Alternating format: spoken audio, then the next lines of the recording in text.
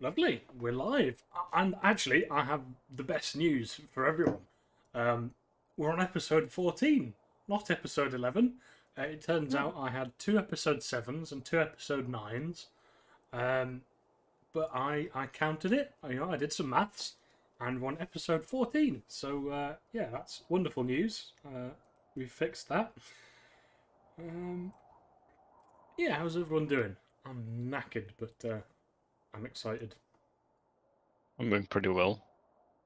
I'm good, but I'm going to be crying throughout the stream because I'm ill, and for some reason it just brings out tears. So I'm fine. Just I very think emotional he's today. You're not traumatized because last session you left a fleshy tunnel filled with burnt bits of Minotaur and I mean, many decimated bodies. I'd just like to pause on Fleshy Tunnel. I think that's bad enough. Yeah, for those that missed last week, it was a bit of a slog. It was quite a lot of combat, but it was good combat. I'm not gonna lie. There were some very cool usages of spells, and yeah, the party uh, massacred 87 Minotaurs, 12 Spine Devils in a tunnel. You've basically left behind what now looks like an entrance to hell. Unfortunately, it doesn't work like that. You probably wish it would, because it would make your life a lot easier. But this tunnel is completely filled with things that you'd rather not see. Lots of bits of dead Minotaur who are sentient creatures, so I'm sure it makes you a little bit queasy. But you're currently situated in the forge room. If you remember, there was a forge room just outside of this tunnel where you kind of staged your attack from. And you just kind of finished up the last couple of Minotaurs that have managed to run out of the tunnel. They didn't get very far before you took them down. Pardon me. And you have, as far as you guys are aware, one more problem to deal with on this mountain. And that is a very big individual known as the Vor'zarak, or the Ember Titan in the common tongue. So, what are... Oh yeah, Hal's not here today, unfortunately. He shall be missed. But The eye candy, no.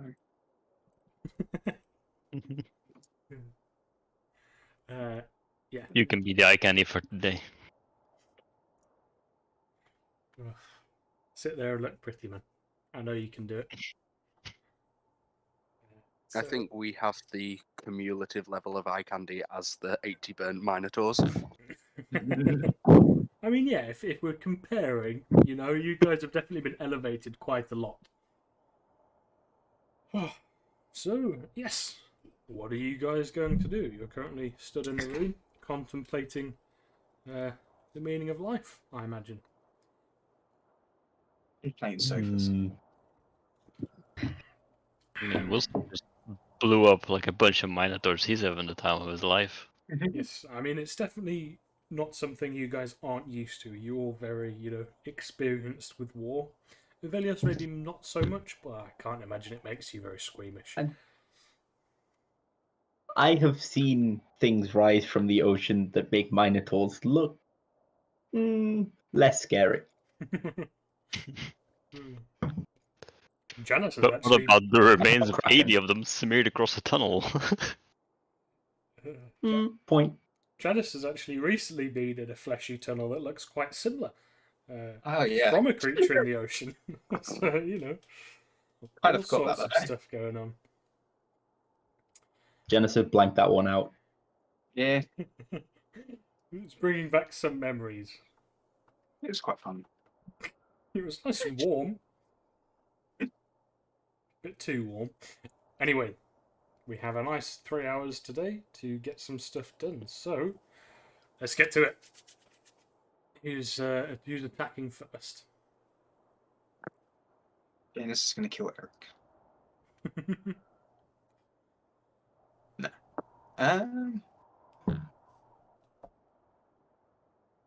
I would like to know if we could find out how they moved this Ember Titan here.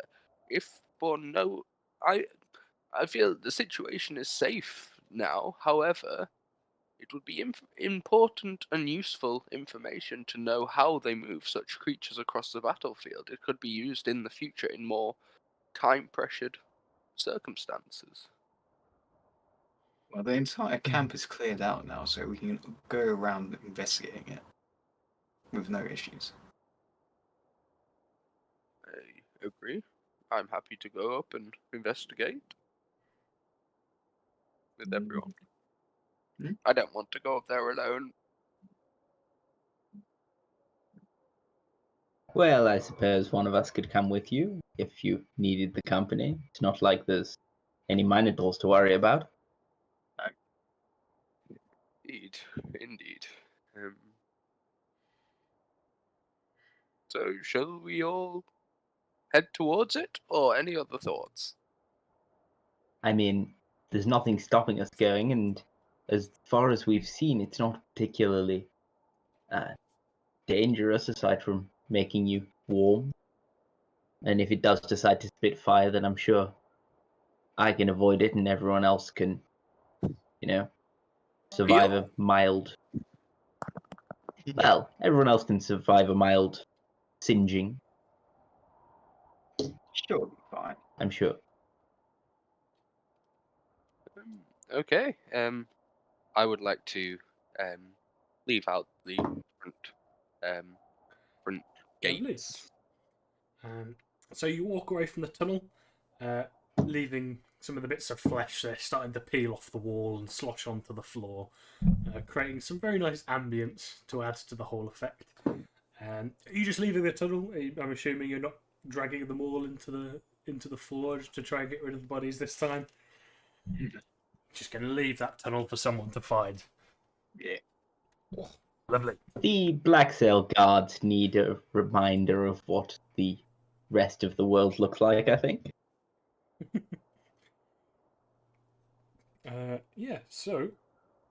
You head out into the camp. It's a lot quieter than you remember it, I have to say. All you can hear is kind of the wind whispering through the hills. No more grunts, no more snuffling or fights going on between the minotaurs like there was previously. But there's still, the low, soft hum, the breathing cycles of the Ember Titan in the middle of the camp, which you can still hear. I'd like to go up. Does it seem to have a front? So, is it like a volcano where the mouth is up, or is it like a head with the mouth, with the face pointing It's a one way? giant humanoid creature that's lying on its back, looking up. Okay. I would like to walk towards its tootsies. Mm-hmm. Go for it. You walk towards its feet. It's currently in the process of inhaling. Big breath Janus of is air. going to go the opposite direction. To the head. Okay. Go for it. I mean, if you're not trying to be stealthy as you walk around to its head, Janice. So it's lying there, it's enormous and it can't move its own weight. So its eyes it's looking down and you can see its eyes as they follow you as you're walking around it. And it's just kind of, looking at you, observing you as you're going around its head. Okay.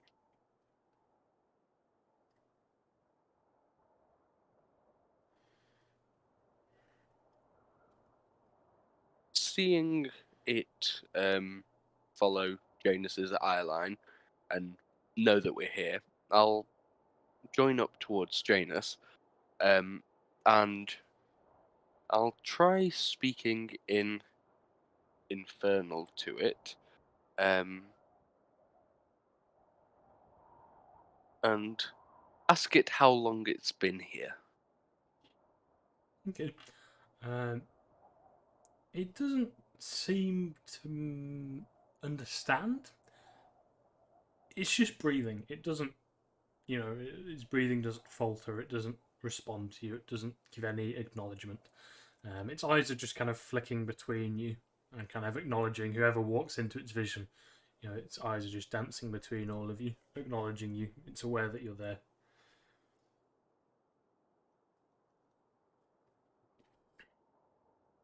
In the tent, Yep. With Janus's special light stone. Were there any other that looked similar, No, or just the single one? there Okay. was just the one light stone that was lighting up the room. That you have some suspicions about, as Janus was not very good at lying about it. Janus is very honest. Well, with that, Janus is going to whip out this stone and just kind of like look at it and then look at the Titan. Mm-hmm. And then he's going to try and use it. Well, what are you doing? Well, I don't know how this works. Well, Try and I throw it at him. you throw in the rock at him. Yeah. Okay. So you take out your glowing red stone. It lights up the area around him in this red glow, and you throw the rock at him. As it touches him, everyone hears a very sudden sound. It's kind of like a deep groaning noise, like from the pits of hell. It's like a creature that's like letting out the sound of it being in you. So it sounds like it's been in pain for like a long time. It lets out like kind of this deep groan. And as you're looking at the creature, it kind of starts to fade away, just kind of like out of reality. It starts to become slightly transparent over the course of about a minute as you're looking at it, until it just is gone. James picks up the stone again and pockets it. What the hell was that? What Eric said. Yes. This is a hellish soul stone. It Told me it- contains. Okay. You told me it's a contains- lamp. I lied, or tried to. It contains the soul of a demon.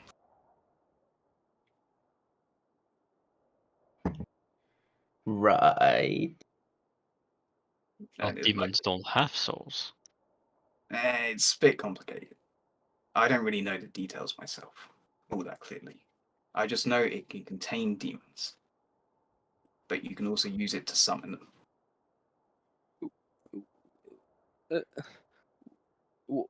Why did you lie to us? Because I have my reasons to not trust any of you. I find that particularly hurtful. Remember, the king got kidnapped by a potential traitor within our kingdom. It could have been any one of us.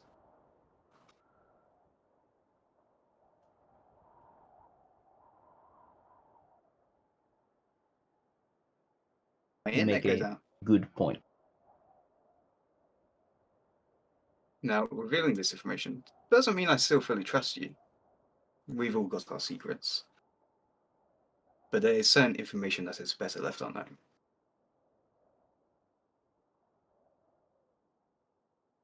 Very well. This still doesn't. So, is it the soul of the Titan in that stone? Is this like a one at a time thing, or? It I have is to admit, it's specific- fascinating. It's specifically bound to whatever demon. So, for example, this soul stone is bound to the Ember Titan. But you could have another soul stone bound to a different demon. And they can And only summon whatever it's bound to. yes.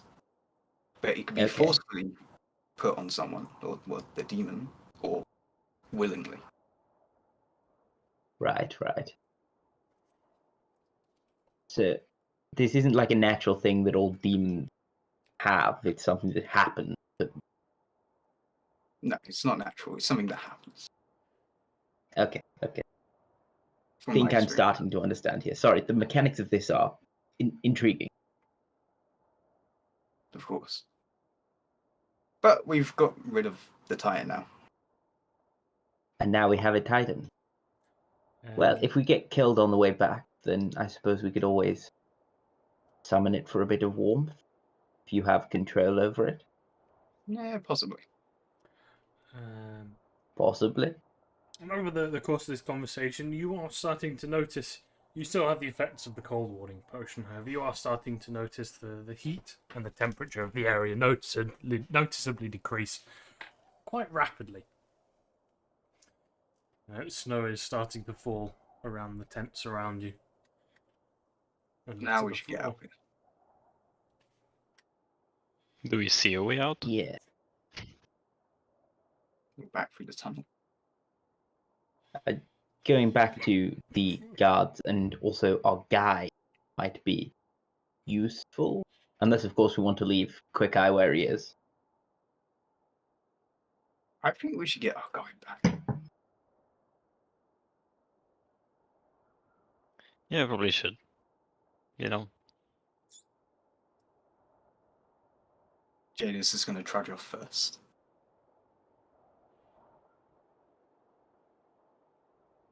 I'm gonna follow behind and try and get on your shoulders. Because I'm slow as fuck. Janus will gladly have him on his shoulders. Evelios is gonna hang back a second as those two wander off and then turn to Eric and be like, were you aware of these sailstone things? Is that common knowledge on frontline battle? No, I didn't know anything about these. I don't know. I see. Sorry, he's All right. okay. Let's go. All right. Onwards and follow along. Eric's gonna trudge along Okay. slowly. Then going back through the tunnel of death, you're going to go back to the black cell, meet up with the guards, find your guide, and try and get back to Rulam. Are That's the you plan. just leaving? Are you leaving the camp as is? Are you taking stuff with you? What's the plan? I mean, unless Wilson wants to do stuff with it. Having had a quick glance around, is there anything other than like food and supplies? I mean, there's the chest filled with notes. I'm assuming you've already picked up the gold. Well, Hal picked up the gold, I think. But yeah, other than that, there's not so much. Yeah, Some we've nice read bits of most of furniture. the note. And yeah. Okay. Nice. Okay, so you're just heading off back down the tunnel for a lovely trek back to the Black Cell. Okay, so it's going to be another couple of days, but feeling confident that you've eliminated all the threats around you, you make the journey back through the mine shaft, the dank, dark mine shaft. It has a bit of a different feeling now that you've been walking back and forth through the bit filled with fleshy bodies. You can't help but see kind of like figments and fragments of your imagination. Like you see some rock formations here and there, and it might be blood, it might be a body part. Oh no, it's just the rocks. As again, you go through twists and turns and ups and downs, and the mine shaft gets narrower at some points and it winds up at others. Until after a couple of days, you arrive back to a place you recognise. It's the hole in the wall where the Minotaurs broke in originally. And there are some guards there. Some of you remember the guards that were wearing the full plate mail, the enchanted plate mail, the dwarven guards. There are a couple of guards stationed there. And you'd probably see them before they see you, as they're wearing very flashy armour, which probably reflects some of the torchlight, and you'd be able to see it glinting off the corridor behind, before they see you. So you have a chance to approach in a different manner if you'd like. It's up to you guys. You would have had a long rest, at least, so you can knock that off if you'd like. Or not. if you want to, go We'll Iron Man happily take style. rest. Gladly take that long rest. Go for it. I've added the Soul Stone to your inventory as well, Janice. Ew.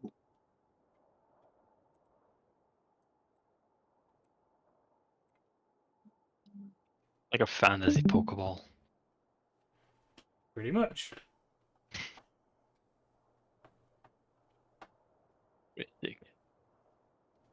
I thought it was a cool idea. Demonic Pokeballs are very cool. Yes. Hell yeah.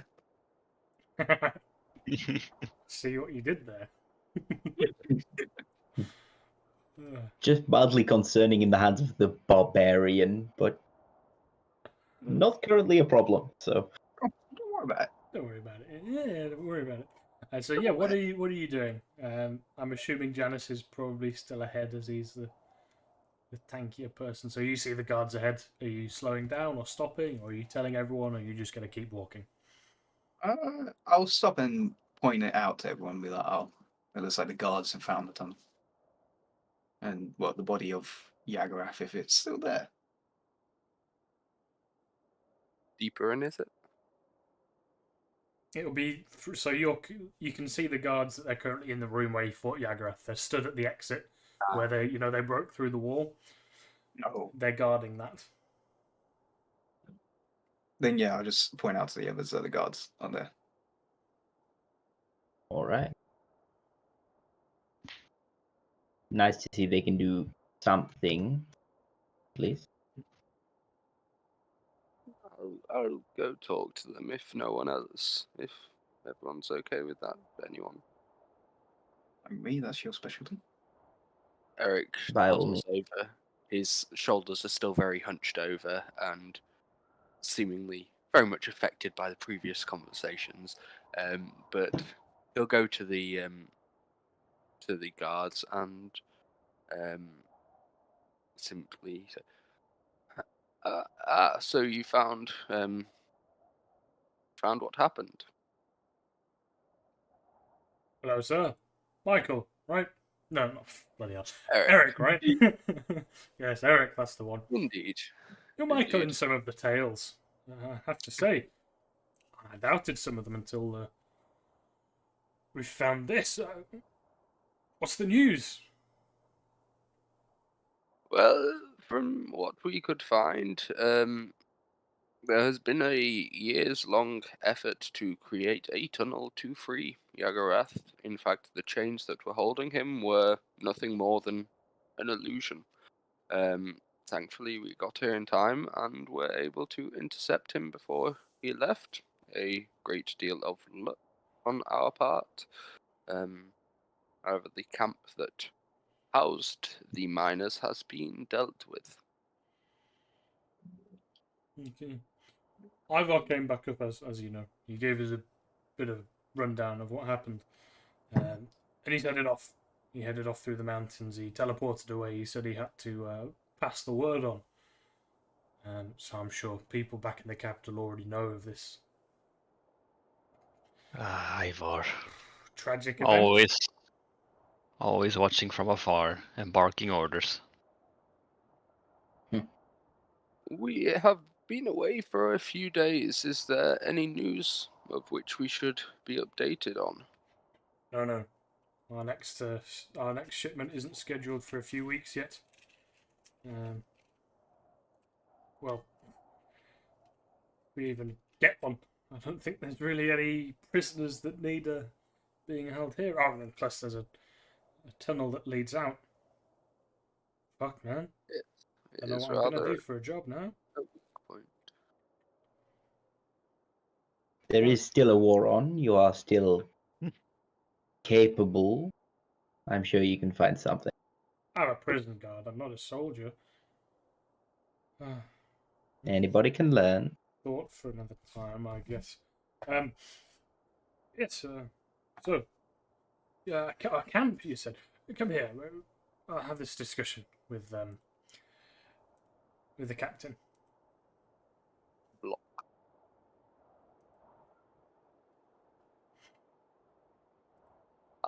Yeah, I'll follow them up. Yeah, so I'll lead you back through the dark tunnels. Remember, that I've still got Yagarev's head on my belt. You do. They lead you back through the tunnels to the wooden platform.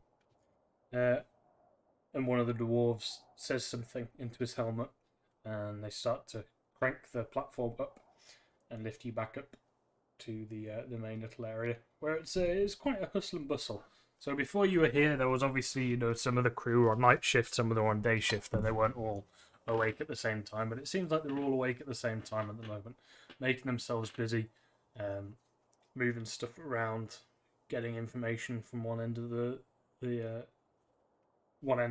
prison to the other, trying to figure out what they're doing, writing letters, trying to figure out who they need to tell, what they're going to do from here on out. It's quite a busy place at the moment. Lots of things have changed, and they need to figure out what's going on. So,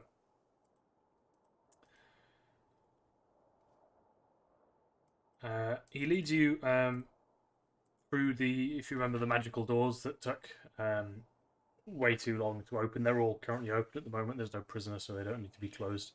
They're open for convenience. And he leads you to, if you remember, there was an observation room where it has the like the seeing crystals, where you could see and penetrate through the darkness down to the bottom of the cavern. Block is currently sat at one of the tables, helmets off by his side, and they're holding a discussion with a handful of other dwarves. Some of them who are just kind of the panel controllers, and some of the guards, the ones that wear the enchanted plate mail. And he kind of turns to you all as you walk in and gives you a bit of a gruff nod. He looks quite troubled, I guess you could say. And he just gives you a quick nod. Welcome, legends. You seem troubled. What's going on? Well, I'm sure you know what's going on. This whole situation. It's quite troubling. The idea that they would escape, or that the prison currently serves no purpose? Well, all of it, really. The tunnel, how our chains were apparently useless, why he was staying there for so... It's all a big mystery, really. That we are... Well, we've been trying to solve it with little information. But I'm hoping you guys can shed a bit more light on this story, perhaps.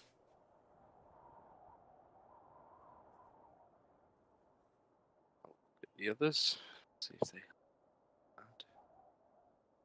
All the notes. I mean, chains were useless, but the walls weren't. Well, until they dug a hole through the walls, but that's... Yagarath could not travel through solid stone, nor through the gates and wards that you had set to the prison proper. Therefore, the prison did serve its purpose, just up until the escape attempt was almost complete.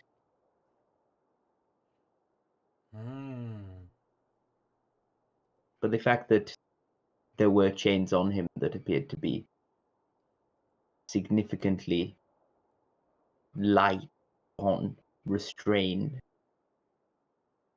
is unusual. Did nobody... Who installed all of the security measures here anyway? Was it anyone that None of was us. important? Was it... It was the Grand Wizard. You know, that fellow who built the teleporters that go across the Great Divide? I've forgotten his name. Yeah, it was him. 15 years ago, he did this work.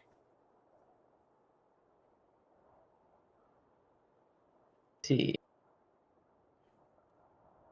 Have there been sightings of him Was in 15 years? No. He, well, he's apparently dead, you know. They had the whole funeral for him and everything, apparently. Yeah, no, his magic stayed strong. You know, the wards on the doors still work fine. So he was just biding his time to mine through. You were saying there was a camp. Did I hear that? There was a camp and they were mining through. It took them Yes, there was 15 years. a developed operation. Well, it sounds like it to me. Surviving in the mountains for 15 years. Yeah, and none of y'all Well, found them. Well, we don't leave the prison. Why would we need to? We don't need to go out into the snow. To find people who have set up a camp for 15 years digging a tunnel into your prison cell. How could they even know where the prison is? It's hidden with magic. Ask them. They found it. Oh, don't Seems ask them. like- Do you have any prisoners? Last Well- looked, it seemed like they had a map. Crudely drawn, but a map nonetheless. magical enough to discern where this place was. Hmm. Very troubling. And to survive in the mountains for 15 years. It's a wonder. They had ways of generating heat. After all, they are from Hells. It's a notoriously warm place. Well, so the stories say. Well, if you wouldn't mind giving us a full detailing of the events of the past couple of days so we can write it down and report it to the correct people, then that would be much appreciated. And then you can be on your way, Of course. leaving us Alright. to figure out this mess. Eric just walks back to Arcanist, to Avelios, and just pats him on the shoulder and says, I'm just going to take a little check-in with our friend for a minute. I'll just be 10 minutes. And do you still have that pen from Farreach's office? Unfortunately, that pen is currently residing within one of the many pockets of Bellerook, sadly. I will go to Beleric and ask. Oh, sorry. Yeah, I'd recommend asking him for it, seeing as he I'm hasn't given it back yet. sure he would lend you the pen upon strict instruction that he will get it back and you won't give it to anyone else. Wonderful. In which case, whilst this conversation is going on, I just want to go to a corner for 10 minutes and scry on Farreach. Okay. A particular creature who's on the same plane of existence as you. They make a wisdom saving throw, which there are modifiers for. And then I get to observe them for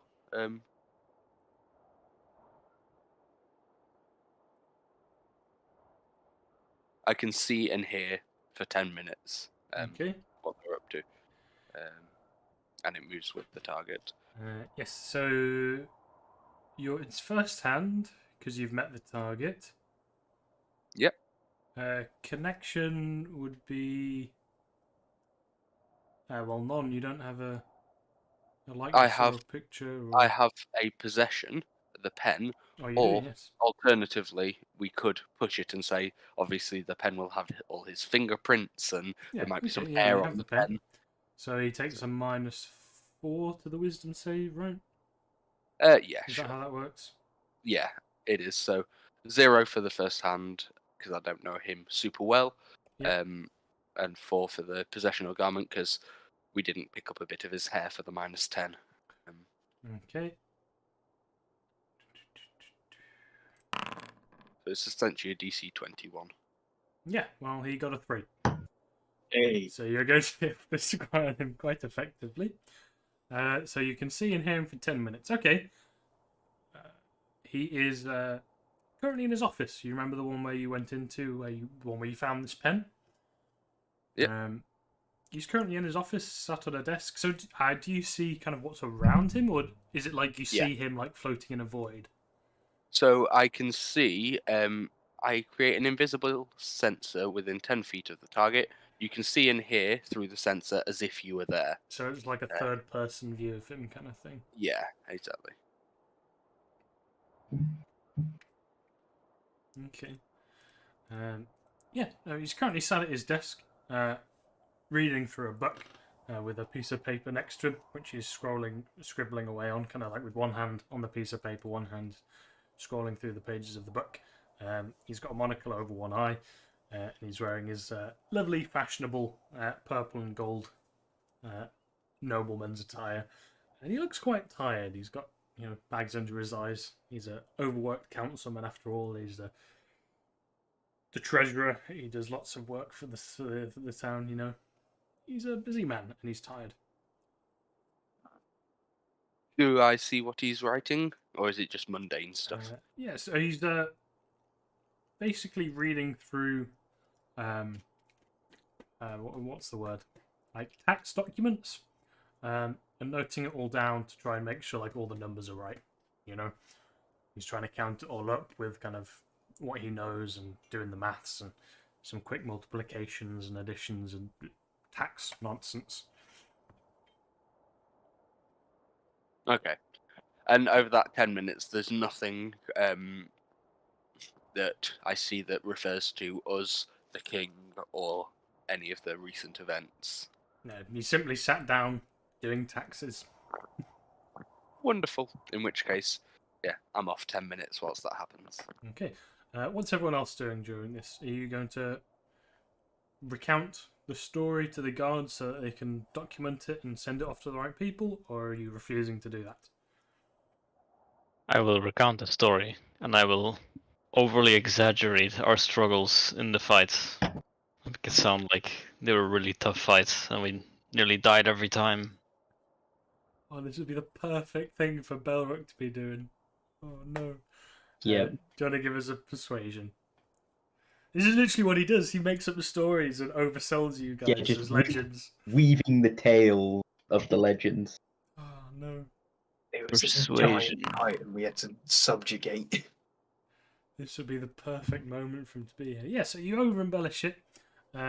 You get a couple of frowns, but mostly they seem to kind of roughly believe you. I mean, you're the legends of Aleria, after all. You're the strongest people in the realm. So you seem to believe you. They write down everything that you say. You get a couple of gasps here and there. And As we were about to get trampled by 800 minotaurs. 800? Wow. It's 800. We They lit up a Burned down cascade to of water. remarkably little. What did he say, Jack? They burnt down to remarkably little. Quite impressive. So you recount a slightly embellished tale about the past couple of days. Are you also recounting, accurately the fight you had with Yagrath and the discussions that you had with him, or are you Well, accurately is. accurately whilst saying he was stronger than he was? Yes. Took you 20 minutes of rough combat with the general. Okay, yeah, that's fine, lovely. So they seem happy with that. It takes you a while, Eric's going to be able to rejoin the conversation well before it's finished. If you wanted to input anything on that, you can. But other than that, you finish telling them about it.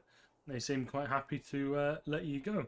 They say, that lad you brought with you, I think he's getting pretty bored. He's still waiting outside in the cave. He's made a little camp.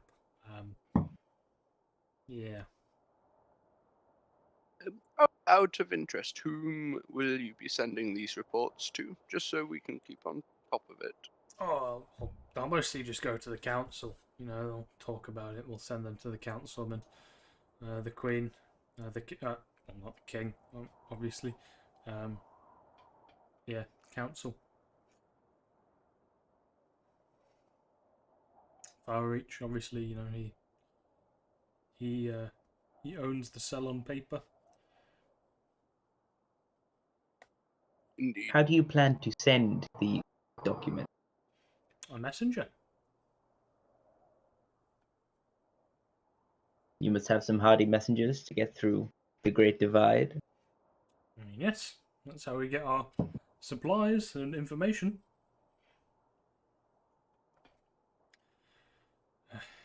So Well. yes.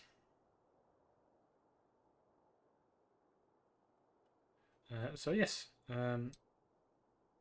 As far as I'm concerned, you guys are free to go. Thank you for being here, I guess. It's fortunate timing. I can't imagine if he had managed to rejoin the demon army. That would have been not great. I believe a bloodbath is the term you're looking for. I'll stick with not great. I don't want to think about it too much. Very well. And that's why you're a prison guard and not an adventurer. An adventurer. Oh, yeah, an What's an engineer. adventurer? A You mean- person Those who who go goes, on grand adventures. Do you mean a warrior? Eh, nah, they're still below us. Sounds interesting. Well, We should probably get out of it. yes.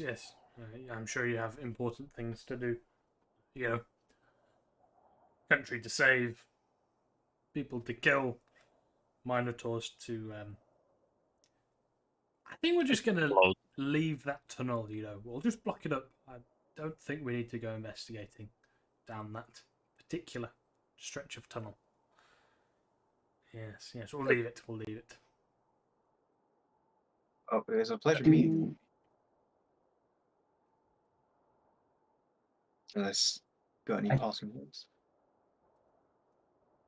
I don't suppose you chaps have any cold ward potions about your personage for a place docked like this for any on-foot Cold traffic Ward that may...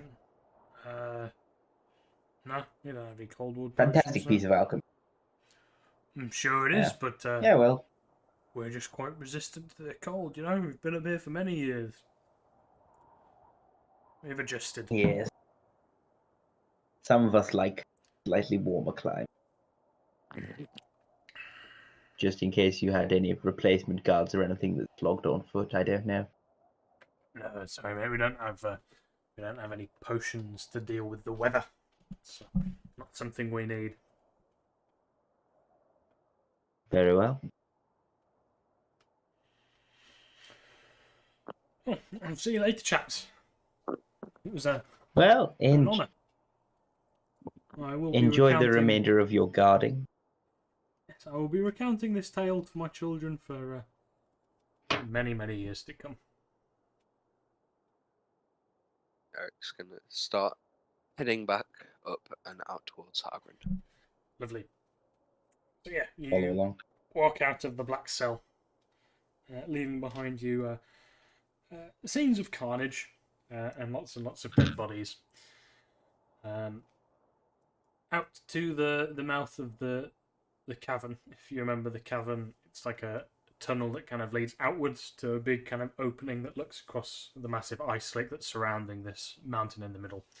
And you see a flickering of a campfire light and a small little tent propped up in the corner of the cliff, not a cliff, the cave, sorry, at which you see a figure, Hargrin Quickeye, your guide for the mountains. He's currently sat there with a big fluffy coat on, warming his hands on the heat of the flames.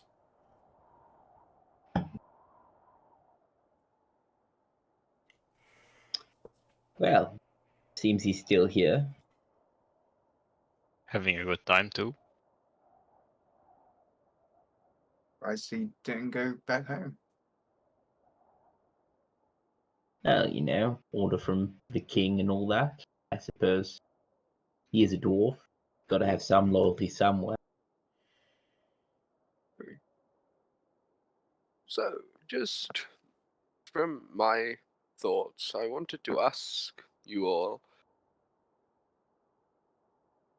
where does anyone have any thoughts on where we go next? From my point of view, we could return to the kingdom, or we could go north, but apart from that, we have no current leads as to the whereabouts of the king, unless I'm missing something. I think we are still lacking information on King.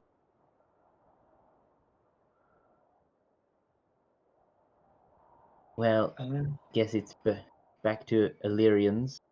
We know that Farreach owned the cell on paper, and there's certainly all manner of vicious goings on with the breakout attempt, so I would quite like to talk to him.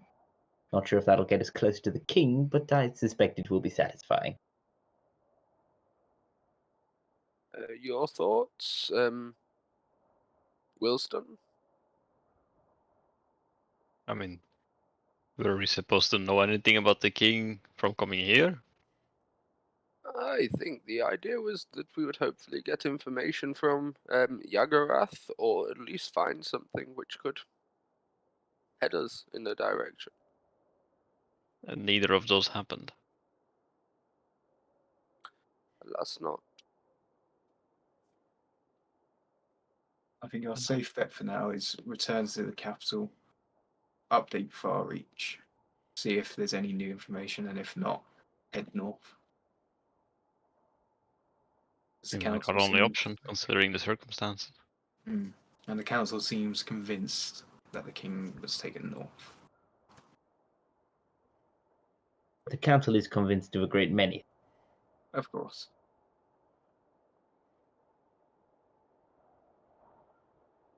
In that case, I guess we're heading back to Rulam for our ship then.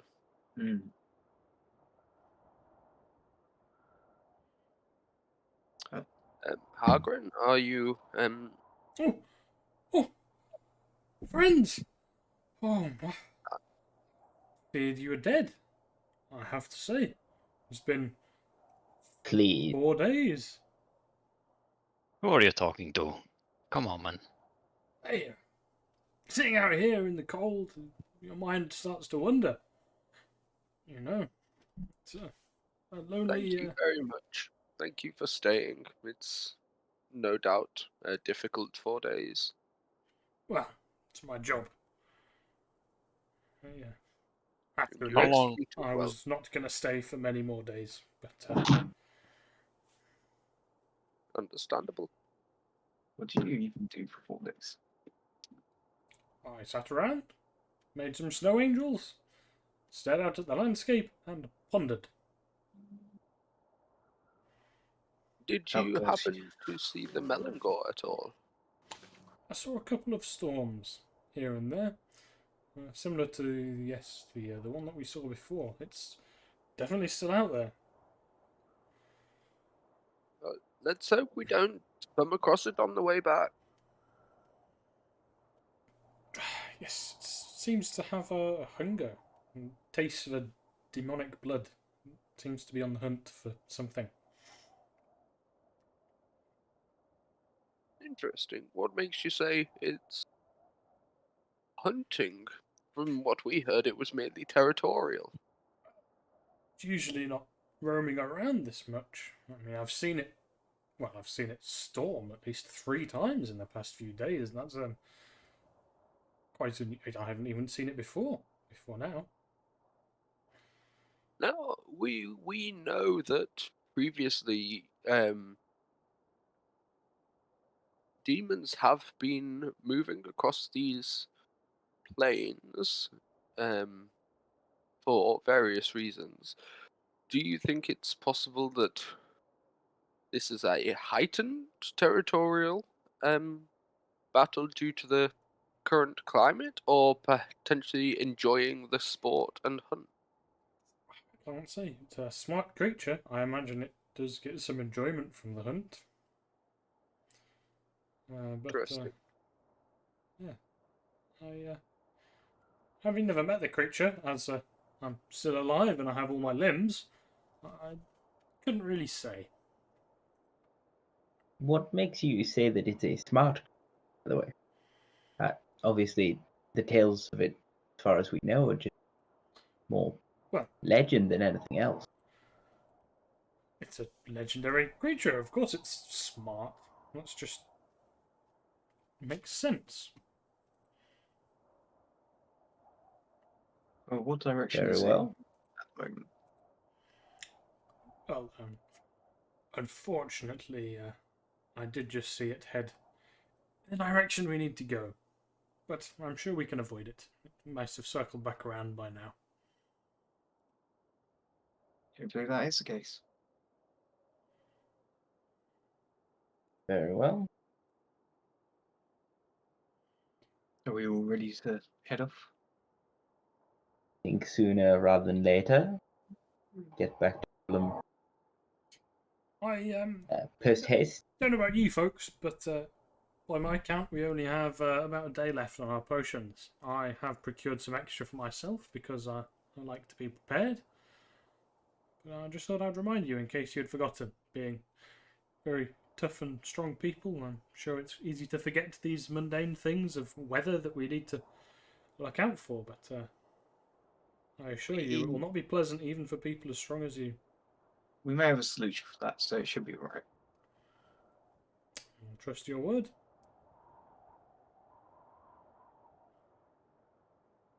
We are well aware of the mundanity.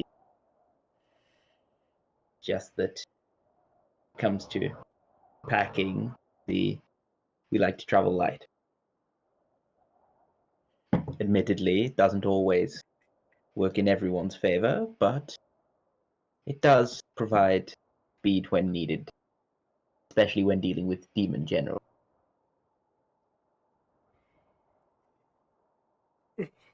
Well, are we heading out now? I'm eager to stretch my legs, I have to say. Sounds like a plan. Lovely. Onwards home. He marches. Well, he starts to march out of the cave and then does a double take and turns back and starts packing up his tent, puts out the campfire, and then turns back. Onwards! And he marches out across the ice lake on the way home. So it's 3-day travel. We're going to need some survival checks for each day to see if you can successfully avoid the Melangor. And if not, I'll give then one. then yes. That's 16. Again, need a survival check from everyone, and we shall take the average. Please don't fail me. 15, 6, 13. and 13. Nice. Lovely. Well, you needed a 15, and I don't think that averages out to higher than a 15. Oh no. It doesn't. What about Beloruk? He is not here, therefore he is not rolling. His character is still with us. Well, it doesn't matter. He's not here.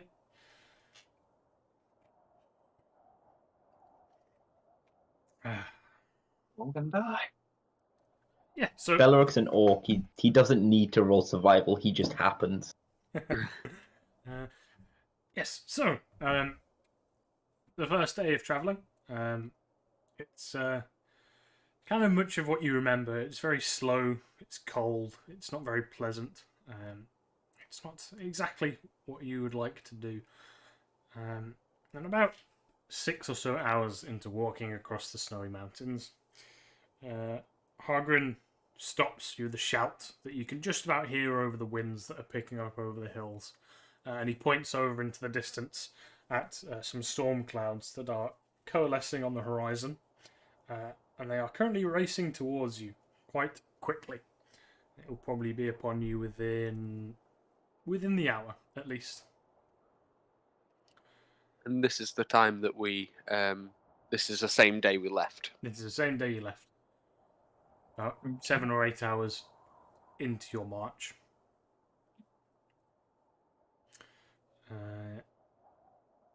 You all just took your long rests, right? It's because you would have had one.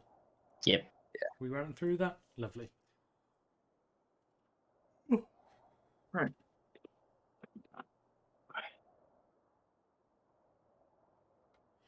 Well, yeah, Hagrid points out and he tells you, that's probably the creature we're trying to avoid. It'll be on us within the hour. What is the plan? what I would give for an hut would be so useful. What you'd give for a what? An Ivar around about now. Oh, what's happened to that fella, by the way? Oh, we just left him He behind? returned to Rulum. He had pressing matters and documents. Did you not see him? Did he not leave by the front entrance? No, I didn't see him leave. He must have been returned via portal. Maybe. Maybe he could have waited for us. We might have been able to avoid this mess. So, yeah, mate. I mean, what's the plan, guys? Eric, do you have any druidic spells or anything that might be of use?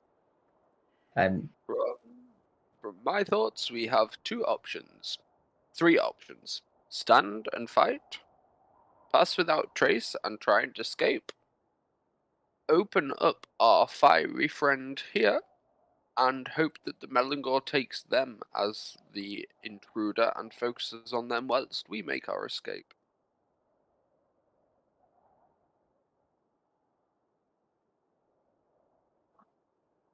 The fiery boy was sort of a precaution against heat for the rest of the next couple of days. But if it's the safest way out, then possibility, I suppose. We don't know if they'll follow us or them, but Are we sure that the Melangor is coming for us direct, or if we just happen to be in its way? I have to say, it does look like it's onto us. Unless there's something like behind us, and it just so happens to be heading in our direction. But he pulls some dice out of his pockets and rolls them on the table.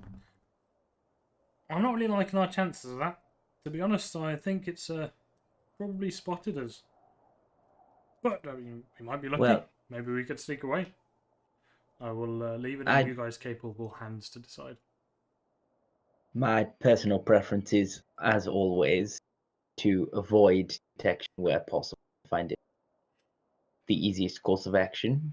I'd rather not fight a legendary creature when we don't have to, and it seems perfectly capable of killing demons for us. I don't know about anyone else's thoughts. It's a legendary creature, but you guys are legendary people. Surely if there was anyone who could end its reign of terror upon the mountains, you'd open up lots of space for expansion and travel, mining colonies. All I would say is we are in this environment for another 2 days. Dealing with the issue now could save us some time later.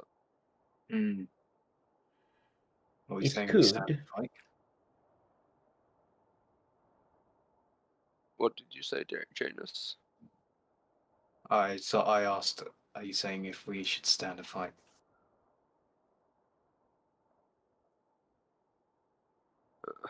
I think it's a possibility. But we have an hour. We need to, if we are to, we need to get in an advantageous position. This is true.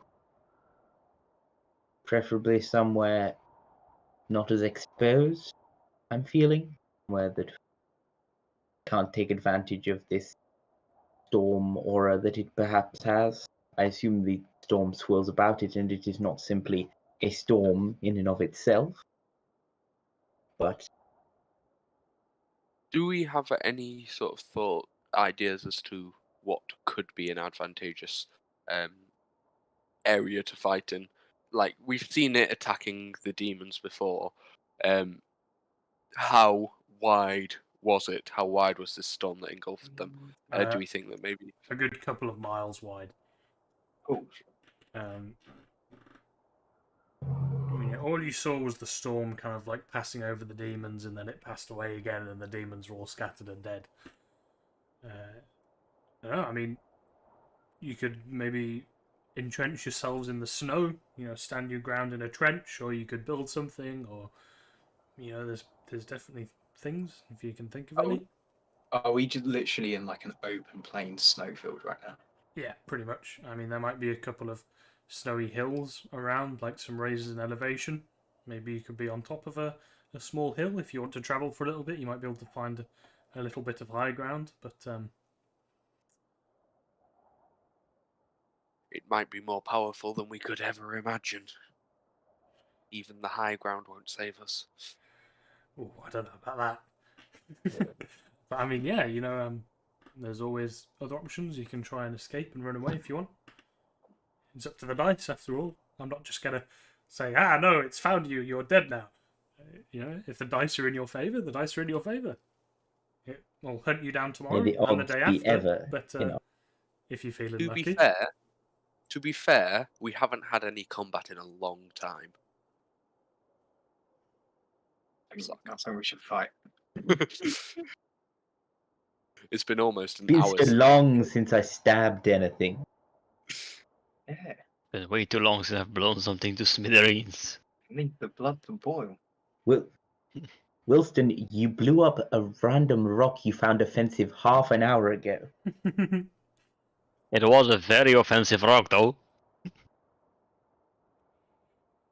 It looked at me funny. What more needs to be said? We could try and entrench ourselves into a hill. Let's see how that goes. I think a cave or a ice mound or something that provides protection on more than one side might be the easiest way to combat the fact that there is a lot of wind, probably debris, this ice storm. Can I have a look around, see if I can see a cave anywhere nearby? you can take a look on the map and you can ask Hargren. You can't really see any around, but he might be able to That's lead you to one. our friend. Okay, let me roll to see if there's a cave around. And let me roll to see if Hargren can find the cave that's around you. 7. Looking at these marks on the map, you might be able to find a... You look here, he points on the map. This to me looks like an indent in a cliff, like an overhang. Maybe that would be useful. It's the closest thing that we might be able to reach in time. I think that's a good call. So how he describes it, it's like there's a cliff above, and then there's like a bit of rock that goes in, kind of like a very shallow cave. Or It looks like a wave. Yeah, a little bit. It's like a wave of rock, which he says, he's telling you about. If that's something that you think might be helpful. Yes. Indeed. Indubiously. It's not something that Janice would say.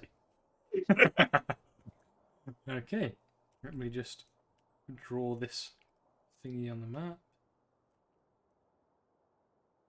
Lovely. So you're going to head over there and try and... You'll probably have about 20 minutes before it arrives after you get there. So do you want to do anything else? I mean, I'm assuming you're fighting it.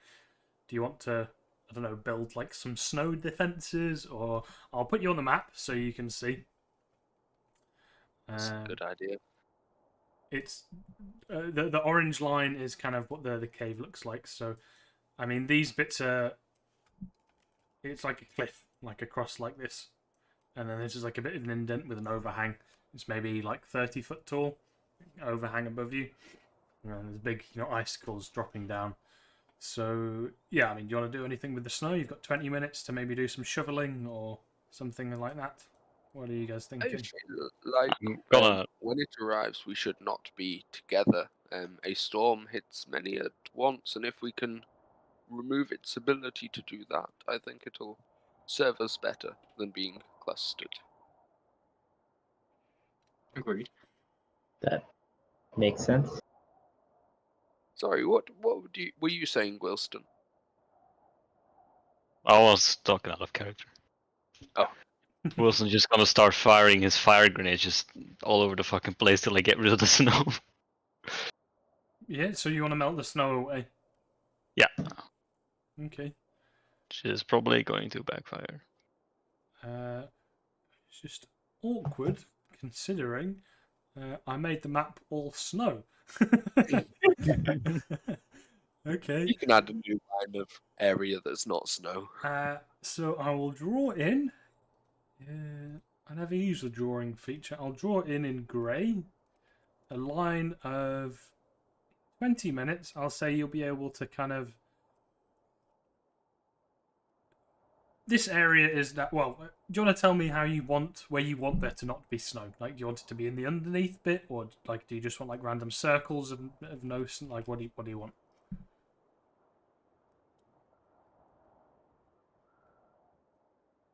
I think I want to make like a, like a U shape, so it can kind of like Like that. maneuver. No, like up, like a U. Yeah. Like I want to clear out like a U shape so that we can kind of like maneuver in a circle, kind of. Like that. Yeah. Or like you'd probably be able to get like this. So it's like all of the under bit and the little bit outside is rocky ground, if you like. Does that look good? Yes. Yeah. So Wilson sets 2 with his infinite ammo glitch on. He's done the up, down, down, left, right, RB, RB console command.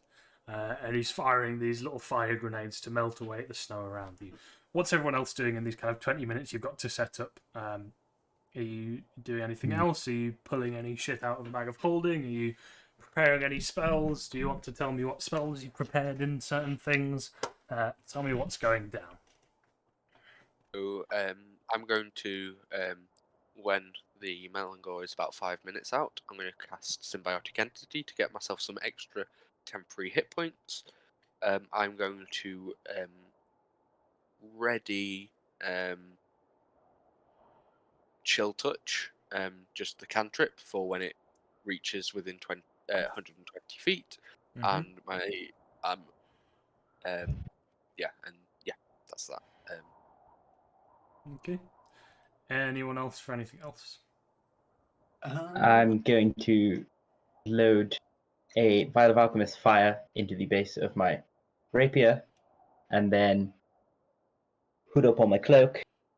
I don't have a cloak currently, but hood up, and meander my way just around the corner, kind of, like where You're going to the position edge of the yourself cliff where you would face. like to be. Yeah. I Kind mean, of you probably have time to get on top of the cliff if you would like. I don't know, it's up to you.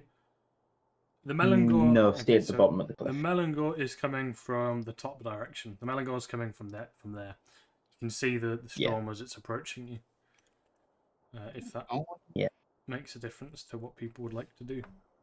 I want to ask Hargrim quickly, does he have any idea how big the Melangor is? And what is the strongest demon or creatures killed out here? I don't know, man. I mean, that group of demons that it killed seemed pretty tough. Also, how do I put this?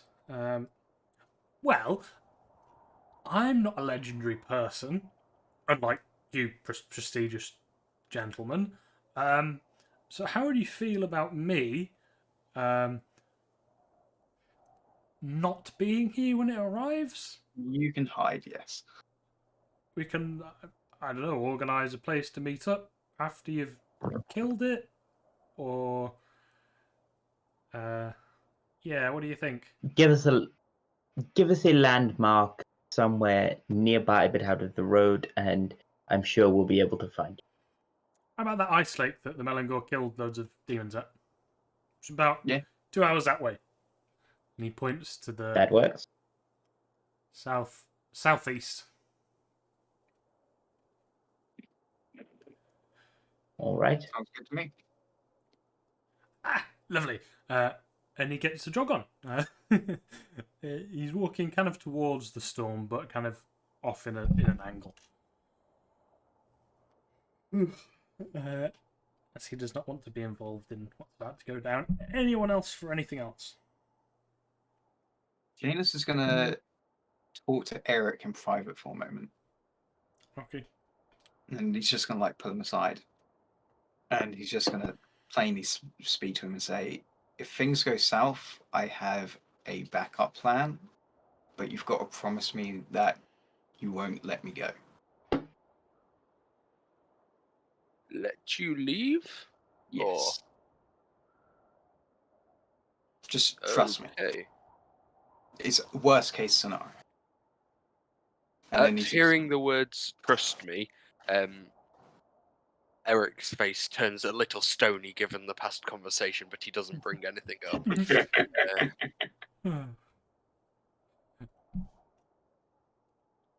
That's Okay. fair. And then Janus kind of leaves him alone. Okay. I say okay. Yeah. Okay.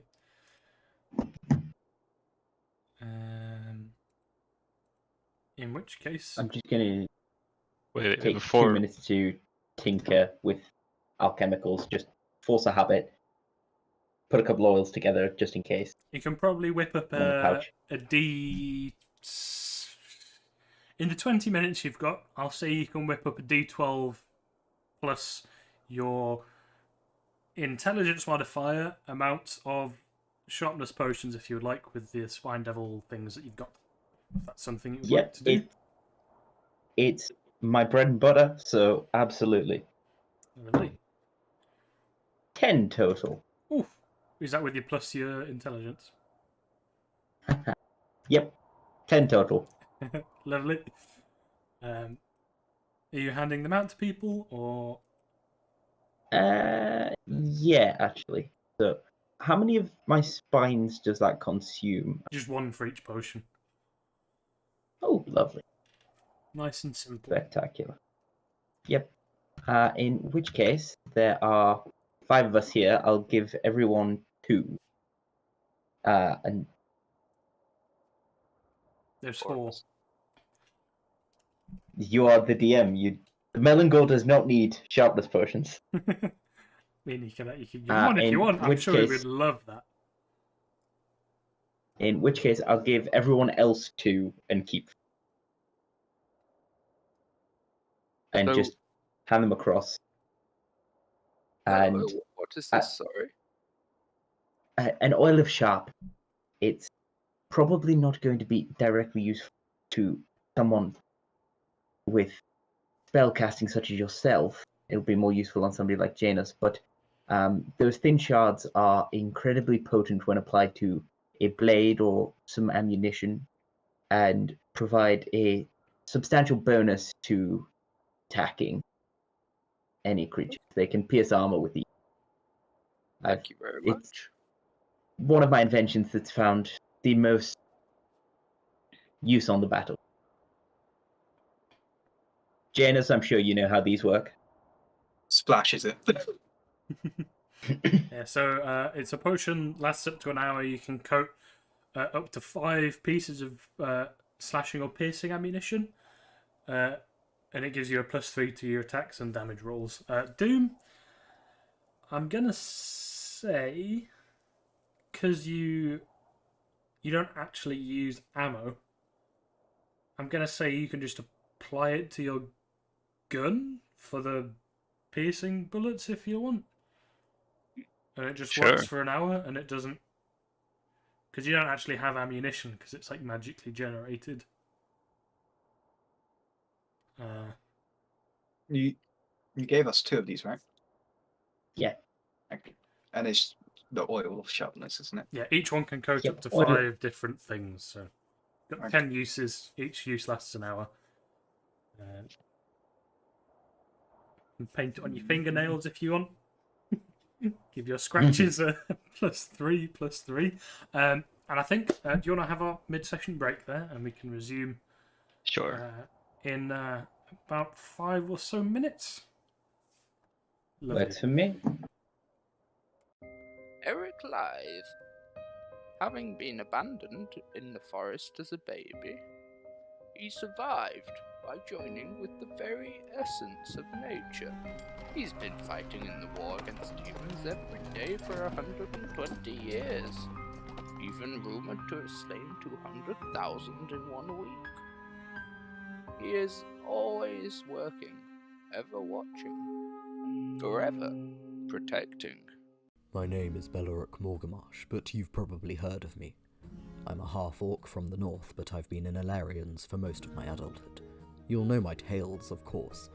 Warbreaker and the Siren's Curse. Or if those are unfamiliar to you, surely you can't have missed the King's public addresses, penned by yours truly.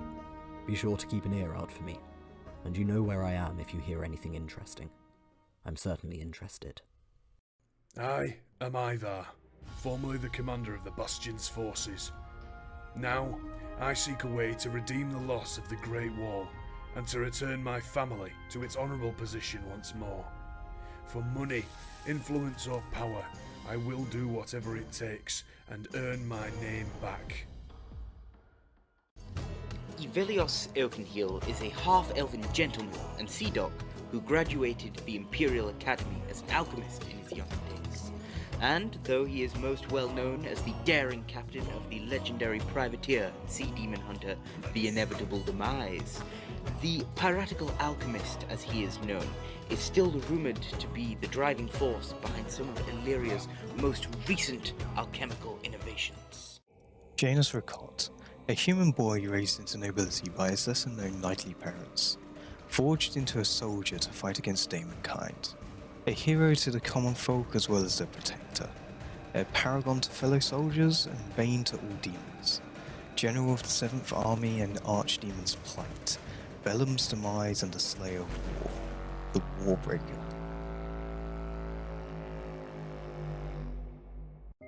Eric Live. Having been abandoned in the forest as a baby, he survived by joining with the very essence of nature. He's been fighting in the war against humans every day for 120 years, even rumored to have slain 200,000 in 1 week. He is always working, ever watching, forever protecting. My name is Beloric Morgamash, but you've probably heard of me. I'm a half-orc from the north, but I've been in Alerians for most of my adulthood. You'll know my tales, of course. Warbreaker and the Siren's Curse. Or if those are unfamiliar to you, surely you can't have missed the King's public addresses, penned by yours truly. Be sure to keep an ear out for me, and you know where I am if you hear anything interesting. I'm certainly interested. I am Ivar, formerly the commander of the Bastion's forces. Now, I seek a way to redeem the loss of the Great Wall, and to return my family to its honourable position once more. For money, influence or power, I will do whatever it takes, and earn my name back. Ivelios Oakenheel is a half-elven gentleman and sea dog who graduated the Imperial Academy as an alchemist in his younger days. And though he is most well known as the daring captain of the legendary privateer and sea demon hunter, the Inevitable Demise, the piratical alchemist, as he is known, is still rumored to be the driving force behind some of Aleria's most recent alchemical innovations. Janus Ricot, a human boy raised into nobility by his lesser-known knightly parents, forged into a soldier to fight against demonkind, a hero to the common folk as well as their protector, a paragon to fellow soldiers and bane to all demons, general of the 7th Army and Archdemon's plight, Bellum's demise and the slayer of war, the Warbreaker.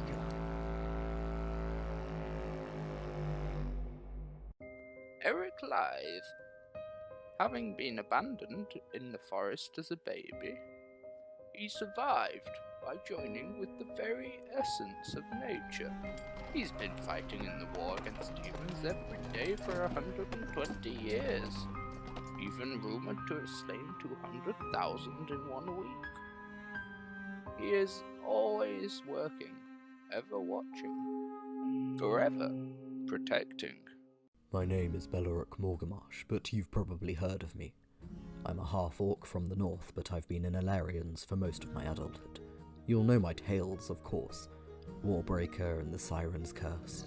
Or if those are unfamiliar to you, surely you can't have missed the King's public addresses, penned by yours truly. Be sure to keep an ear out for me, and you know where I am if you hear anything interesting. I'm certainly interested. I am Ivar, formerly the commander of the Bastion's forces. Now, I seek a way to redeem the loss of the Great Wall, and to return my family to its honourable position once more. For money, influence or power, I will do whatever it takes and earn my name back. Ivelios Oakenheel is a half-elven gentleman and sea dog who graduated the Imperial Academy as an alchemist in his younger days. And though he is most well known as the daring captain of the legendary privateer sea demon hunter, the Inevitable Demise, the piratical alchemist, as he is known, is still rumored to be the driving force behind some of Aleria's most recent alchemical innovations. Janus Ricot, a human boy raised into nobility by his lesser-known knightly parents, forged into a soldier to fight against demonkind, a hero to the common folk as well as their protector, a paragon to fellow soldiers and bane to all demons, general of the 7th Army and Archdemon's plight, Bellum's demise and the slayer of war, the Warbreaker.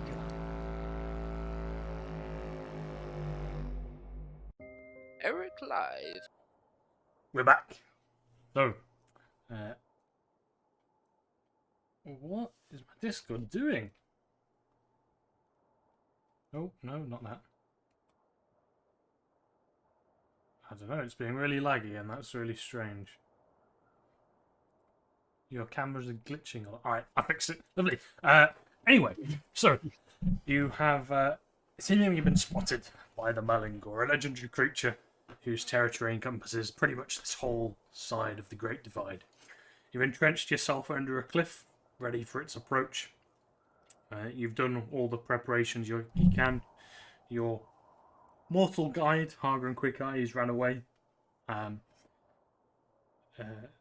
to avoid this battle, as he does not want to die an early death. But he has faith that you guys can do it. And so as you're sat there in the cold, snow is falling around you, you see this massive storm cloud across the horizon that's been approaching you very, very quickly over the past hour. And you've been able to keep tabs on it. Oh dear. We lost Jack. Here's me doing this awesome speech. Technical difficulties.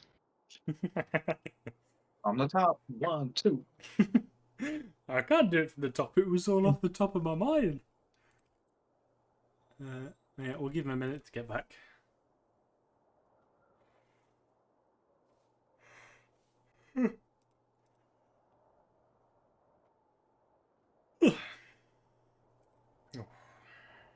Do we remember how long it took for the Melangor to kill those demons? Not very long.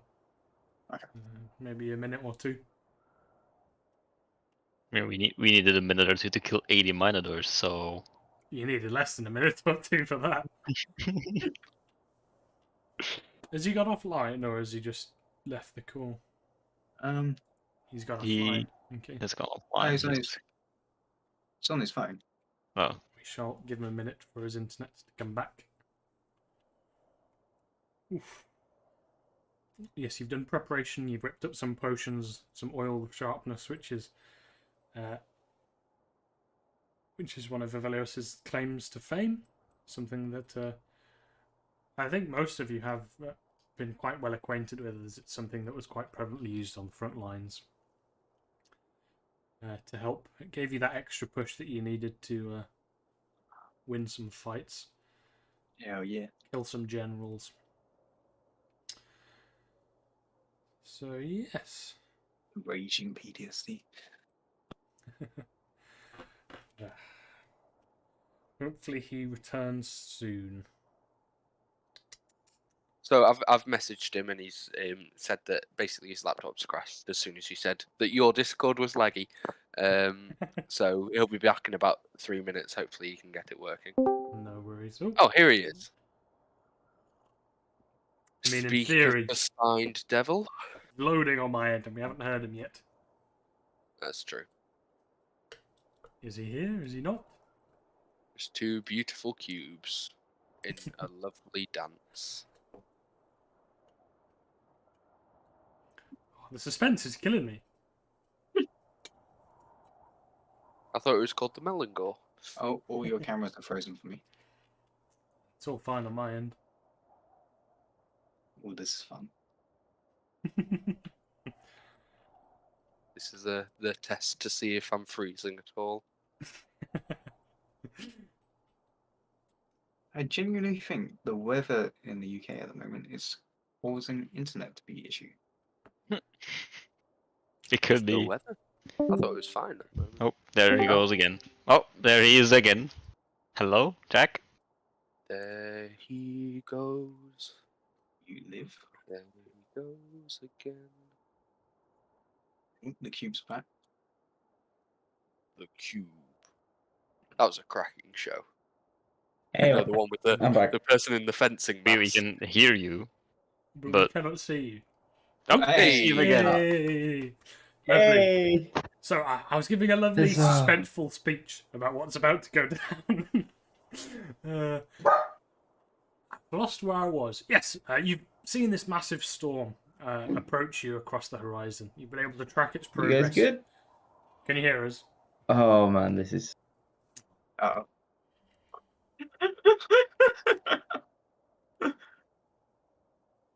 Game on. Can you hear us? Never work with children, animals, Not or really. Can You you guys can't hear hear me? us. Yes. You're just all completely frozen. Leave and join again. Oh, come on. Why is my? That's because my ping is 5,000 mil. Give me a. Oh dear. Going flawlessly. See, if we all live together, then this wouldn't be a problem. Yep. Yeah, and that's But good we news have because any- I am looking for roommates. So if y'all come down to Belgium, yeah. No, you come here. No, I have shit to do here, man. Like I can't move to Aye, but fucking you're UK. outnumbered, bro. There's bloody 5 of us. One of you. We've put it to a vote. Yeah. Well, if we could all at least agree that we'll join the same retirement home in a couple of years. In a couple of years? Jeez. Yeah, man, I'm retiring early. I don't know about you. I work at Waitrose, mate. all those free loaves of bread, they add up. You're going for it. So there's a guy at my work, right? And he went to the place where I get loads of tattoos. And I'm kind of friends with the artist. And so basically at work, I just eat a fuck ton of toast because it's really free. And when I went to get in a tattoo after he went There to we get a are. tattoo, Hopefully that works. the one question he asks is, why eat so much toast? Are we good? Can you hear us? Are we frozen? Are we ready to go? Oh, no. Anyway, tell us about your toast. Yeah, and the one question he asks my tattoo artist was, why does he eat so much toast? Because literally I have 4 slices of toast each break. I have like 8 slices of toast a night. Because it's free. That's the only real reason. It's free food. Can't Eh? complain with free. My mother has raised me to never say no to free food. Even if it's a very kind man in the back of a van. Of course. You go on some lovely adventures. I'm not sure if it's worth me doing like that trick where you change the Discord server location or what. What's the location now? No idea, but sometimes there's a trick where you can do that and it fixes problems. I don't know if that is the issue though. If you I can don't hear think us, so. if Avelios can hear us, it could be worth trying just with no camera for a couple of minutes. Well, he doesn't appear to be saying anything. No. Yeah. I think it just might be an internet issue on his end. I think this is going to work. Positive thinking, guys. We have hope. Just Hello. Hello? Can you see us, Evelios? Is anybody there? hello. Hope is that working? Hopefully. Can you hear us? It's weird. It works fine for us, right? Doesn't Yeah, I look see like you. it's on internet. Oh, If you can hear us, Kind of, say Melangor. possibly. They can't hear us. No. there's Yeah. a delay. Hello. Melangor. Yeah, Okay, you guys there's a are 20-second really delay. iffy on my end. Yeah. Hang on, I'm just gonna send. What? My. Hi. Oh god, my Wi-Fi is awful right now. Hang on. Can you use like mobile data or something for a little bit? Jeez. We'll wait 20 seconds for him to get that memo. Give It's me like sending in one like sec. a message in a bottle.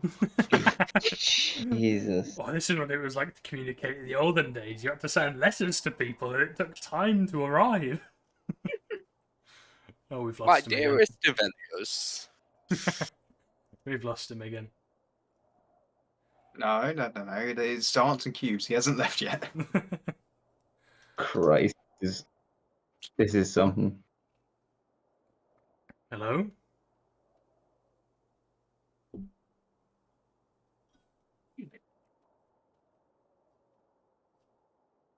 Hello?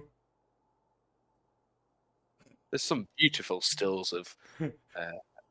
He moves for a moment and then he stops moving. My heart, I get hopes up every time he moves. Ugh. It's like emotional torture. Evelios keeps saying he's going to come and visit us on our birthday, but he never shows up. He always work comes up. I'm breaking every time. You guys are all loading now. Can you hear us?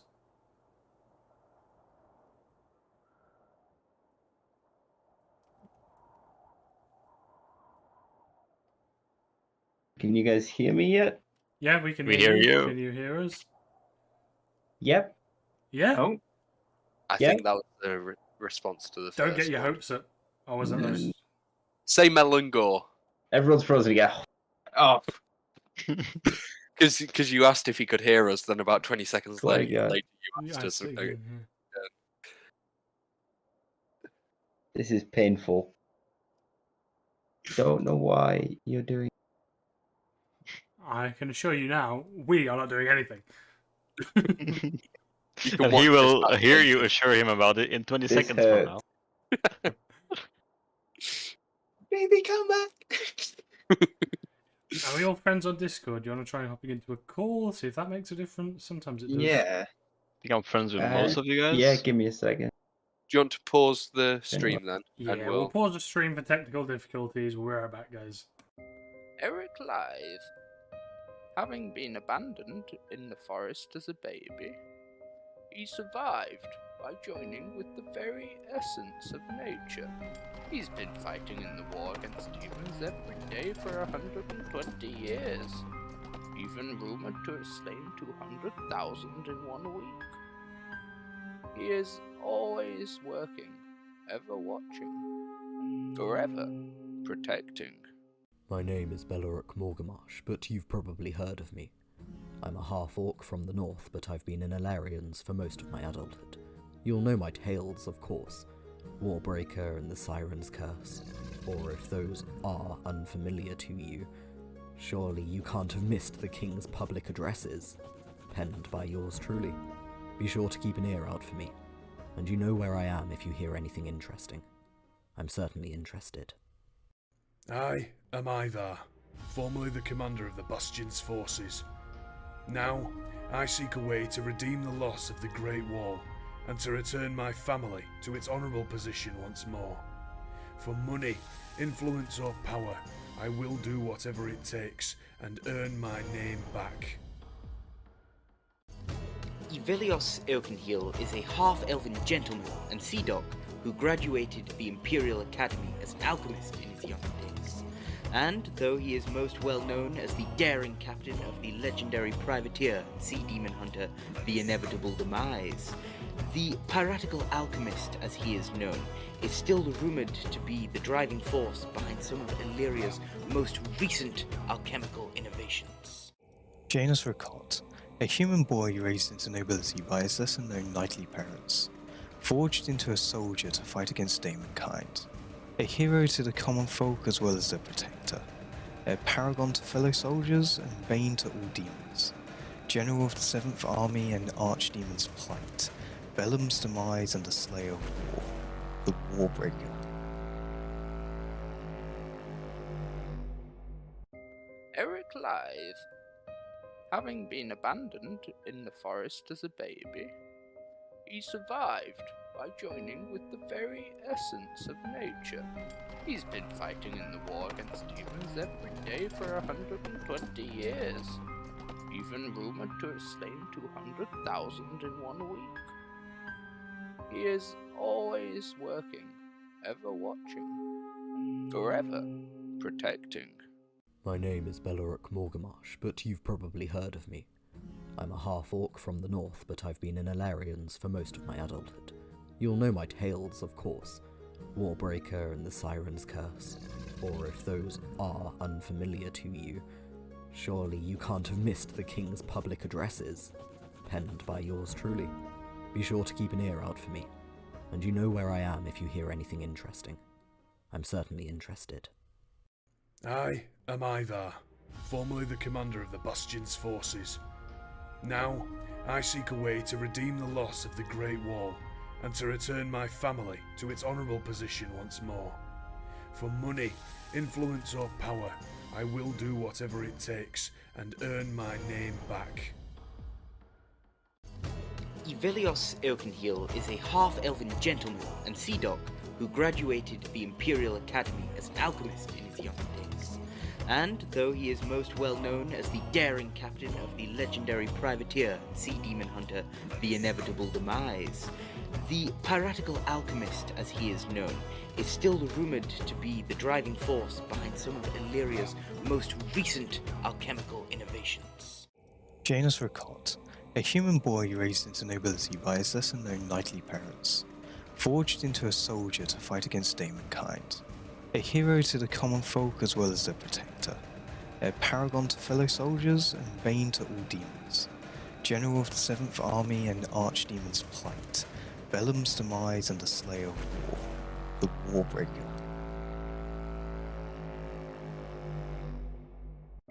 Eric Lythe, having been abandoned in the forest as a baby, he survived by joining with the very essence of nature. He's been fighting in the war against humans every day for 120 years, even rumored to have slain 200,000 in 1 week. He is always working, ever watching, forever protecting. My name is Beloric Morgamash, but you've probably heard of me. I'm a half-orc from the north, but I've been in Alarians for most of my adulthood. You'll know my tales, of course. Warbreaker and the Siren's Curse. Or if those are unfamiliar to you, surely you can't have missed the King's public addresses, penned by your... Oh, no, what's gone on here? Oh, no, it's messed it all up because... Can we go back to the call in Discord? Because all the cameras are on Streamlabs. Sorry. What a mess. No, my Discord's crashed now. Oh, my lord.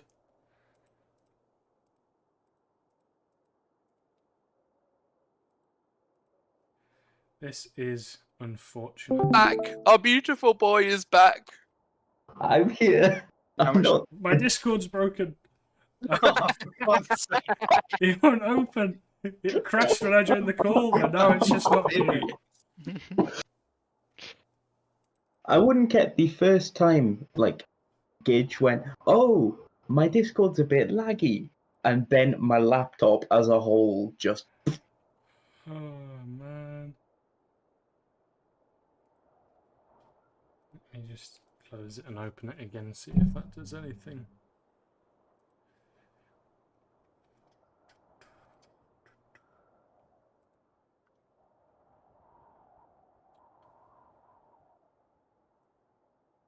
Looking at the stream, I can see Gage on his own. Hopefully that's enough. We're not on here. Fingers crossed. Yeah, no, I just had to restart the Discord so it would work. Let us know when we're back on. Oh no. Well, we are back on, because I went back on and then it all broke again. I'll pop my camera back. There we go. Everyone's up on the screen. We're all in the right places. Ooh, lovely. Are we alive? We are. Right. So, the Melangor. You've been tracking its storm for the past hour as it's been slowly approaching your location. You've managed to knuckle down in a little alcove between a cliff, and you've, as you guys can see on the map, just underneath me, there's a little grey section around here where you guys are in, which has been the snow's been melted away, courtesy of Wilston, to create a little bit of a battlegrounds.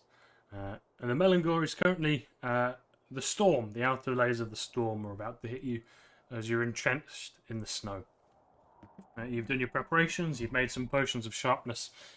You've got ready. Are you making your turrets and stuff like that? Are you all where you would like to be on the map before the storm hits? Are we all happy? Indeed. Do you want to drop a turret on the map, Doom, before we start, or? Yes, because I would say that. Oh God, because I'm just going to move a bit more left because we're Go still for a it. bit bunched up. like on others. Cannon. Wait, am I doing a cannon? It's up to you. I'm ready to go. Do we need more damage or more temp HP? Ah, fuck it. Let's blow this bitch to smithereens. There's the answer.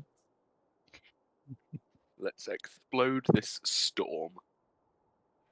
This sort of feels like back a few years ago when there was a massive hurricane in the US and the government had to advise everyone to not shoot into the storm.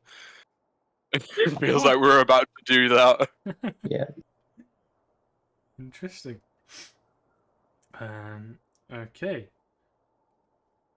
So, you're ready. You're entrenched. You're in a location where you've, as you said, you've melted away the snow, and you're waiting. And the storm, it hits you. There's shards of ice flying around, and these torrential winds. There's snow flying all around you. Your visibility is horrible. You almost instantly lose sight of each other. You can't see more than 10 foot in either direction. The snow is starting to pile up around your feet a little bit. Not by much. It doesn't really stay on the floor. It kind of like lands and then it gets swept up again. It's going around in circles like this whole storm's like a massive tornado. And the storm, it seems to roll over you as it blots out the sun from the sky and it goes dark. And it lasts like this for about 3 or 4 minutes. So note that on a timer of stuff that you've done, that it's been, we'll say 5 minutes just to make the maths a little bit easier. It's been 5 minutes before Michael, who's at the front, and Janice, you're kind of on the same level. The storm just breaks, just almost instantly. The storm dissipates around you as it opens up into what appears to be, the eye of the storm. There's a big circular area in the middle where it's very calm, it's very serene. You no longer hear the sounds of the storm buffeting your ears. It's no longer deafening, and you're no longer having to withstand, the buffeting of the ice and the hailstorm. And the one thing that you can see in the middle is cracks of lightning. There's bits of lightning that are kind of dancing around the edges of the storm, and there's a big singular storm cloud in the middle of the eye, middle of the empty part of the storm, like right at the top. And it continues to advance towards you until everyone else is also in the eye of the storm. The clear area, and a big blue bolt of lightning strikes the ground at a place that's about 150 or so feet away from you. Over here somewhere. As a big blue bolt of lightning, it strikes the snow, and a big explosion of snow happens, and it settles down on the ground, and you start to make out the form of a creature forming as the snow falls down. The first thing you notice is a very, very deep blue glow as the Melangor is revealed to you. It's a very large, kind of four-legged creature. It's like a giant snow ape, but it's not quite an ape. It's a little bit more four-legged, like a dog, but it looks like it could stand on its hind legs if it wanted to. Like it's almost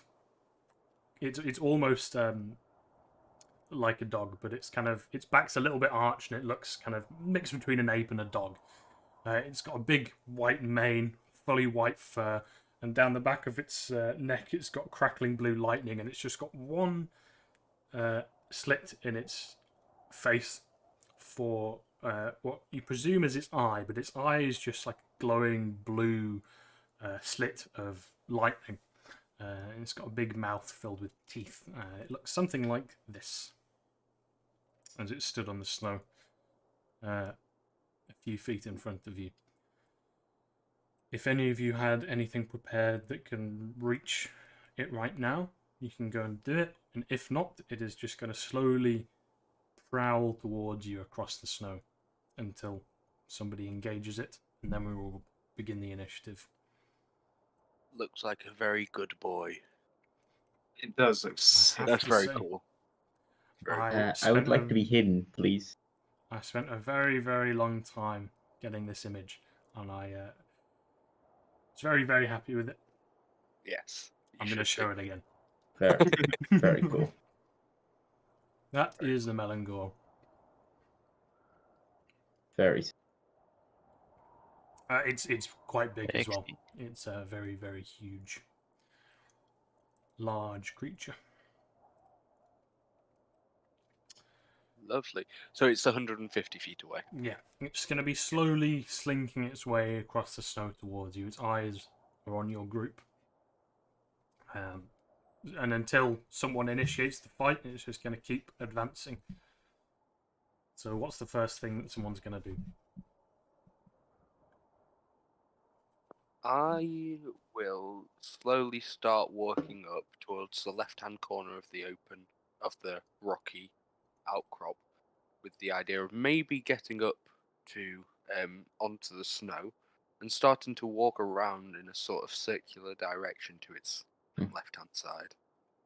What I think we're going to do is maybe roll initiative now, just so we can do it in a bit of an order.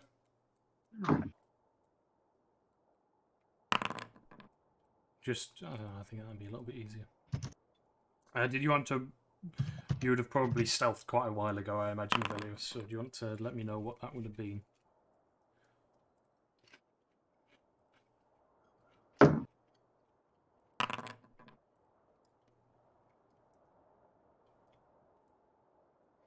Okay, that is 27 on stealth. Okay. Nice. What's your initiative? Yeah, what is Initiative your 20. be? I am currently trying to send a message on Foundry, but nothing. It's okay, don't mess with your internet, that's fine. Yeah. It doesn't even say that you're logged in on my end. Ah, nice. Good to know. Oh yeah, I've only just noticed. Can you see the token of the Melangor? It's at the top of the Yes. screen. Were you seeing the image and stuff? Did you see when I shared the image? Yep. Because I'll share it again if you didn't see it. Yeah, okay. So yeah. Yeah, I am. I'm getting everything in bursts as like my ping goes from like 50 to 3,000 and then back again. Okay. So, but I am hearing most things. So Lovely. So we have Janice, Develios, and Eric. You guys can do your thing. before the Melangor continues its advancing.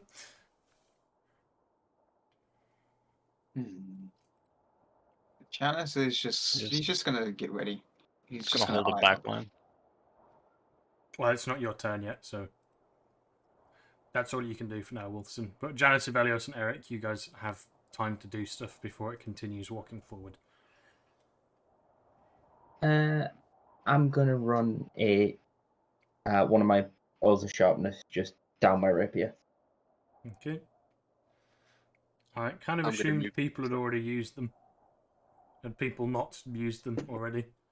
I used mine already. Okay, so not that this fight is going to take Yeah. an hour, but you've lost 5 minutes of it. Just to clarify. Okay. Eric is just dashing up to the left-hand side, as I mentioned before, and continuing to ready his actions. Okay. What was it that you had readied? Because you switched out your spells, right? Yes, so I have readied Confusion and Elemental Bane. 2 spells? Which one? Is one of them a cantrip? Or are you So ready one of them for... is me. Pardon? One of them Yeah, isn't yeah. me. But is one of them a cantrip? Because otherwise, if it doesn't activate next turn, you lose the spell. They're both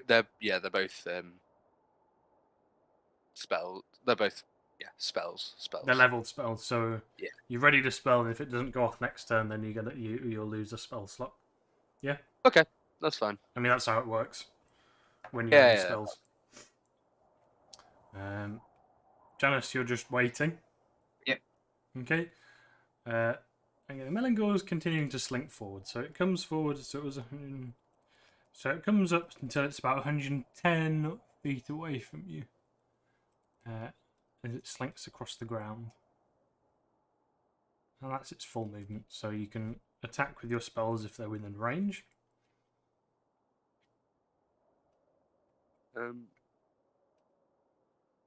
I think they are. Yeah, they're just about in range.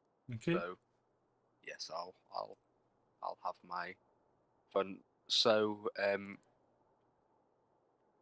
I whip up my own elemental storm, but this one is fiery. And I cast Elemental Bane. I want a DC 17. Well, I don't want a DC 17 Constitution saving throw from the Melangor, please. Okay. Does it have... I don't think it does. No, it doesn't. It rolled a natural 1 for a 7. I'll take that. So now, if it had any resistances to fire, it no longer has any resistances. And whenever it takes fire damage for the first time on any turn, it takes an extra 2d6 fire damage. Okay, is that regardless of if it had a resistance in the first place?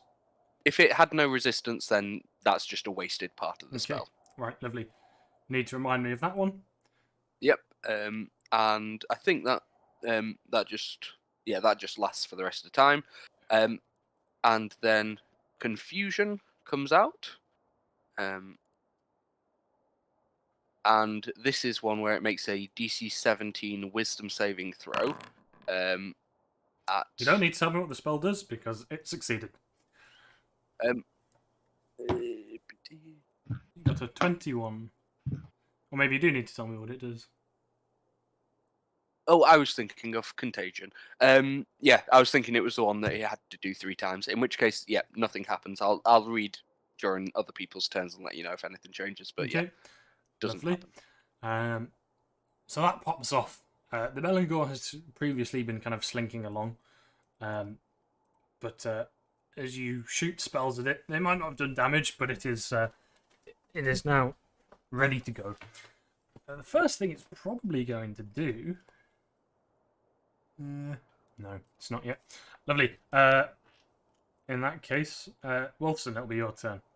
The cannon goes on your turn, right? So we don't need that in the initiative. Yeah, it's just I commanded around. Yeah.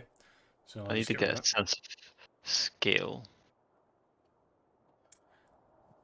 That's quite far.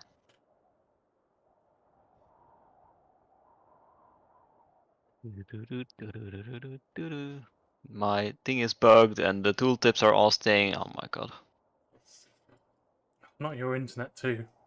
Give it a No, refresh. it's my browser just been doing really rough with Foundry lately. There we go.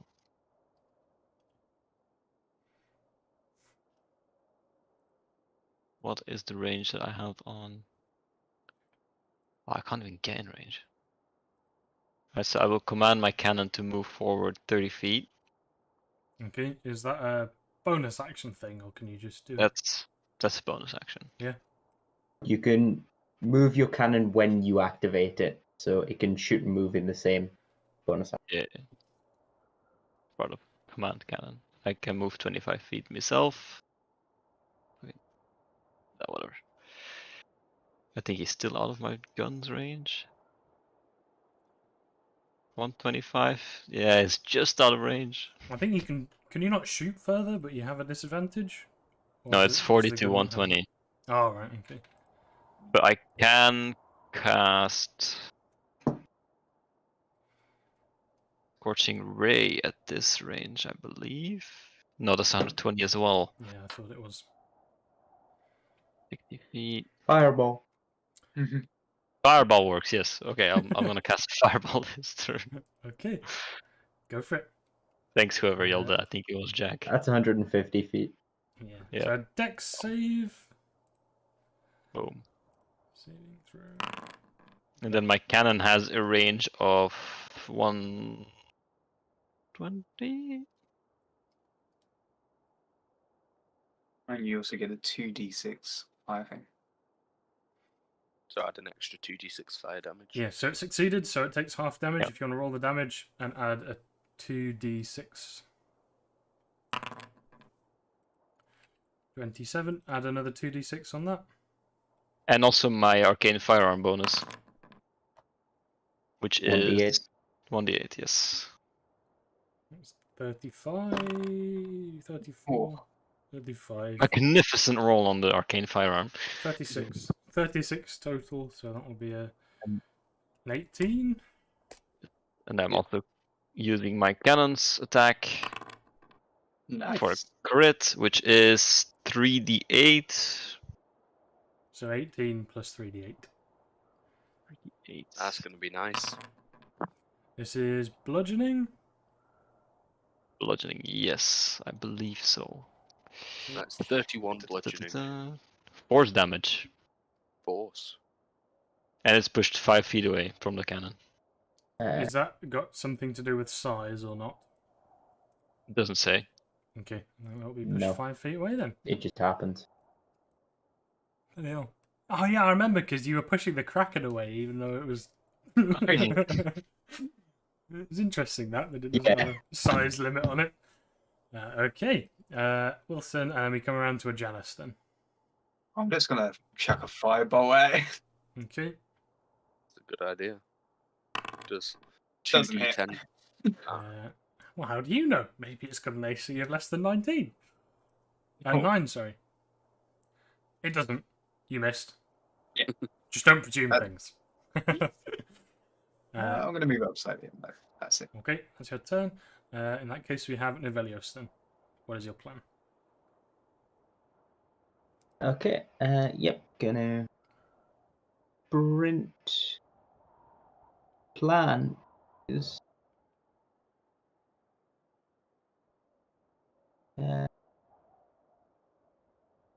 there. So, bonus action dash 60 feet to get behind Janice, Mm-hmm. and then another 30 feet move with my action. Get just. Oh, come on. I can move. Come on. There we are. Come on. Yep. It's moved on my screen. There. Yep. Thank you. Yeah, to get me over there. And that's my turn as I just sprint across the field so I'm in a better position alongside everyone else. Okay, it's gonna move 40 feet up. And then That Michael, will be all. it is your turn. Okie dokie. I'll stay out here. Actually, I won't move. And I'll just shoot a chill touch at it, because unfortunately I don't have fiery cantrips. So that is going to be a 12 to hit. So does that hit? I don't want to assume. No, it does not. Oh, what a shame. In which case, yeah, I'll leave that as my turn. I'll get a bit closer. Okay.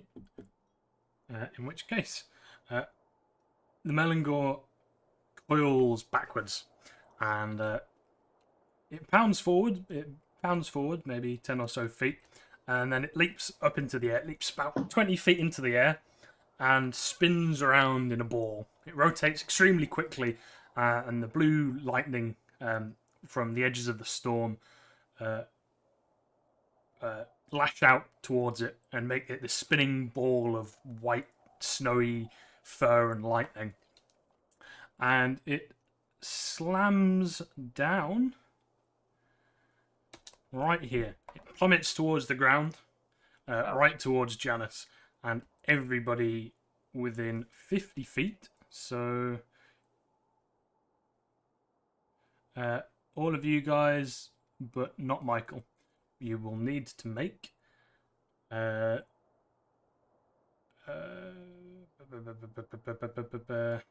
dexterity saving throw, please. I get advantage this, thank God. Because Lord, can you see this thing coming? Oh, you definitely can.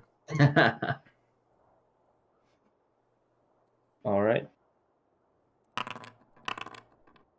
18. That's a lot of dice. 18. Wilson has a 15. Janice has a 19. I followed the instructions of not being close together. Does the cannon automatically fail them, or does it make its own dex saves? Does it make dex saves? I think, if I remember correctly, it has like +0 to all skills. Yeah, so I think it does make a dex save if you want to make a dex save for the cannon. Because it can move, right? It's got little feet. Or little wheels, so... just roll a d20 for the cannon, do. Oh. I mean, it's got a dex stat, Which is 10. Yes. Okay, so all of you fail apart from Janice. Because you met Even a the DC. 19. No, I got it. Yeah, you got it. Apart from James. Yes. So everyone else, you take 13 points of And my bludgeoning. 18 fails, that's harsh. You take 13 points of bludgeoning damage. And 19 points of lightning damage. Janice, you take half of both of them. And I don't think I do, because I'm not raging. But you've passed. Yeah, but you passed. check. Oh, you yeah, I'll succeeded need the save. You can take it all if you want. I don't mind. No. And all three of you guys, including the cannon, are knocked prone on the floor as it smashes down into the ground.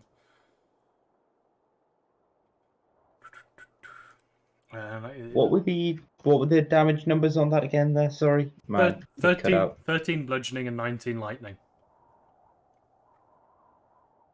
Okay, I take half from evasion, so... That's absolutely 13 fine. and You can calculate that yourself. 32 damage right off the bat. But get that. 32 total, yeah. And that resets those. And that is... it's Eric going to yells move... out, "Spread out!" It's going to prowl around you. It's keeping its face on Janice, and it's kind of like walking around you in like a circle. And that's its turn. Wilson, you're next. I will fire the cannon. Mm-hmm. An 11 does not hit. We are rolling like trash. You have a plus Oh. 9 to that. You rolled a 2. If you remember, you have a plus 3, because I assume you applied the potion. Yes. That's on attack rolls. And damage. Okay, and damage. So that's a 15. A 15 does not hit. Okay. Well, I guess I just whiff. I guess I'm a bit shook. Did you stand up? I did, yeah. Yep, I assume so. Did you command your cannon to stand up as well? It's just like. You Just a quick question. I'm guessing that this is I haven't had a long rest since I did the whole scrying thing. Have I? No, you haven't. It's good to know. Thank you. Just wanted to check. Yeah. In which case, after your turn, the Melangor is going to kick Janice in the face. It raises its back leg. Oof. No, that's not the right one. A 22. Yeah. That only just hits you, right? Yes, but I'm not raging, so shield. Oh, That's- shield. Shield Oh, the spell. spell, so it doesn't hit you. Very nice. Yes.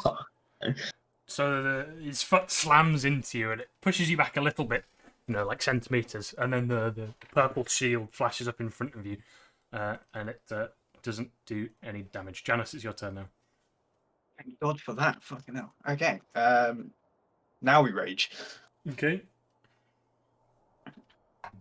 Bashy time. Please hit. Reckless as well. 16, not quite. No. 20, yes, it's. Oh, thank God. Oh no, that would have been +3 with it, so it would be 19. That would have hit then. Oh, okay, so they both hit. I've got a +3, so +3 and then 2d6 as well. Is it the first in the round, or is it? How does it take the extra fire damage? First in any turn. So, Okay, so on it's his turn, on Janice's turn. Yeah. Is it 2d6 or 2d8? on any turn, 2d6. so it can happen multiple times On in a any round. turn. Okay, You said d8, yeah? D6, I think. 2d6. Then that as well. So 22 is the first one. Yeah. And then 28 was the second one plus 3. 3. And then we're gonna action surge as well. Okay. +3 to these as well. Reckless, yeah. That hits the 28. Both of those hit, 28 and a 26. 22. And 24. 24. Lovely. It's just taken a hefty chunk of damage. It's like 100 Hell yeah. points of damage or something like that. Close Yeah. to. That is my turn. Okay. In that case, it's going to try and kick you again. Why not? Don't blame it. Oh. Have you just had your turn, Janice? Yep, that's my turn done. Oh, so the shield is down now. Yep.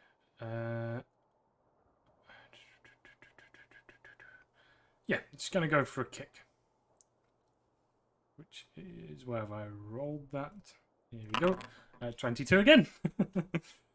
Yep. That hits. I almost rolled the damage on your bloody fire sword then. That would have been a bit incorrect. 10 points of bludgeoning damage. As it just gives you like a straight front kick in the chest. And you go launching back 15 feet. Yeah, I mean, I can do that. Yeah. You launch And I back take- 15 feet across the stone. Was that 10 halved already, or? No. Okay. That was just 10, so you'll take 5. Am I prone, or? No. Just been moved. Velios, then. All right. Yep. Gonna just move 10 feet up towards it Okay. and give him the good old stab just right into one of those feet just as it retracts. Just dart forward and with the Okay. rapier. So Lovely. that is a 27 to hit. Yes. Do you get the sneak attack stuff because it's a 1-on-1? Or I is that do, someone yes. else? Yeah. That's me. Give me a second. I'm just opening the feature. Rakish Audacity. I don't need advantage if I'm within 5 feet of it and nothing else is within 5 feet of it. Yes, that's the one. Spot on. So this was a booming blade. I believe we did mention that it's basically just assumed at this point. Yep.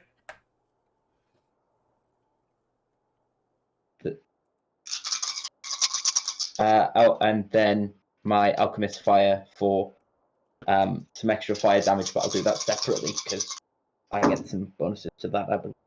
So Yeah, you'll get the extra 2d6 on that as well. nice. Oh, yeah, I figured it out. It was 99 damage I did to it. Oh, one off. And there's not even any point being like, oh wow, that was a lot of damage after Michael did That's 1.3 38 points of thousand. damage from the sword. Is that just the piercing? Or That's slashing? from that's piercing and thunder from sword attack. And What's then how what? much extra Oh, damage it do I doesn't matter. give on elemental being? 2d6 2d6. fire. It's piercing, it's a rapier. Yeah, but I was asking which Oh is wait, no. which, but it doesn't matter. Plus 3 to that because of the oil. Sorry. Okay. What was that, 36 then? Yeah. Yep. 36 then plus 3, so 39. Okay. And then 13 points of fire damage. Okay.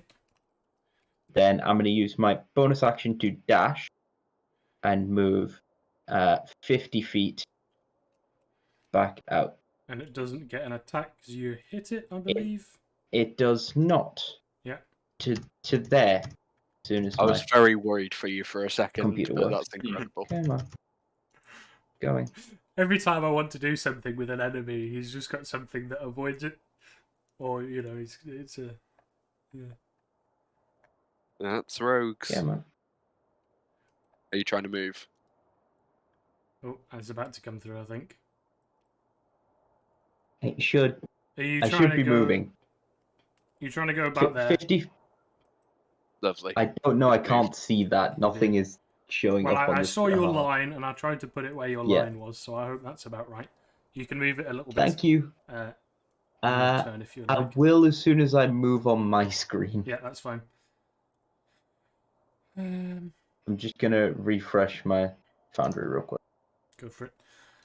It's going to take this opportunity to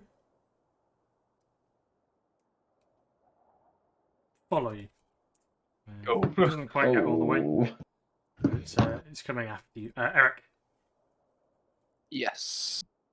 I am going to move right to the back.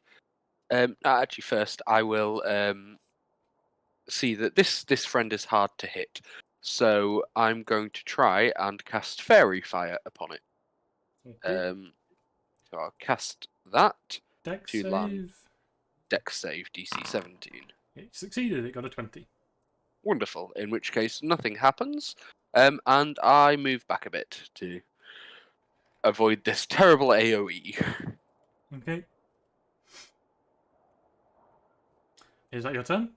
That is my turn. Lovely. In which case, it's the turn of the Melangor. It's going to continue circling around Aurelios a little bit. It's prowling around, toying with its food, and it gets to here. You see its eye narrow slightly as it like eyes you up in a line. And it breathes in deeply, and it collects like a hyper beam from Pokemon. Collects the lightning from the storm around you, and breathes out in a very long line, which we are going to need a Dex save. Yes, we're going to need a Dex save from both of you. From Eric as well. Yes, it just hits you. Lovely. I wondered why it was going just there. That makes sense. That is a 16. Okay. Which is a fail. It is. Nat 20. Okay, so you're going to take no damage. For a 29. Well, I think you take no damage because you have. If you succeed, you take. Yes. Yeah. Because of evasion. Yeah. Yep. That's the one. Eric, you So take 50. if Elios just drops as it goes over his head. You take 52 points of lightning damage. Okay, so few things. First of all, I am going to, as a reaction, cast Absorb Elements Okay. to half that to 26. The next time I hit with a melee attack, which will never happen, so we can ignore that. Yeah, so 26. I take 20. Yeah, I take 26 lightning. Is it or something? Lightning, yes, lightning damage. Okay, everyone avoid that if they can. Yep. Fucking hell. Yeah, it only just reached you, but it did just reach you, and that is going to be its turn for now. These have reset, and it's a Wilston's turn.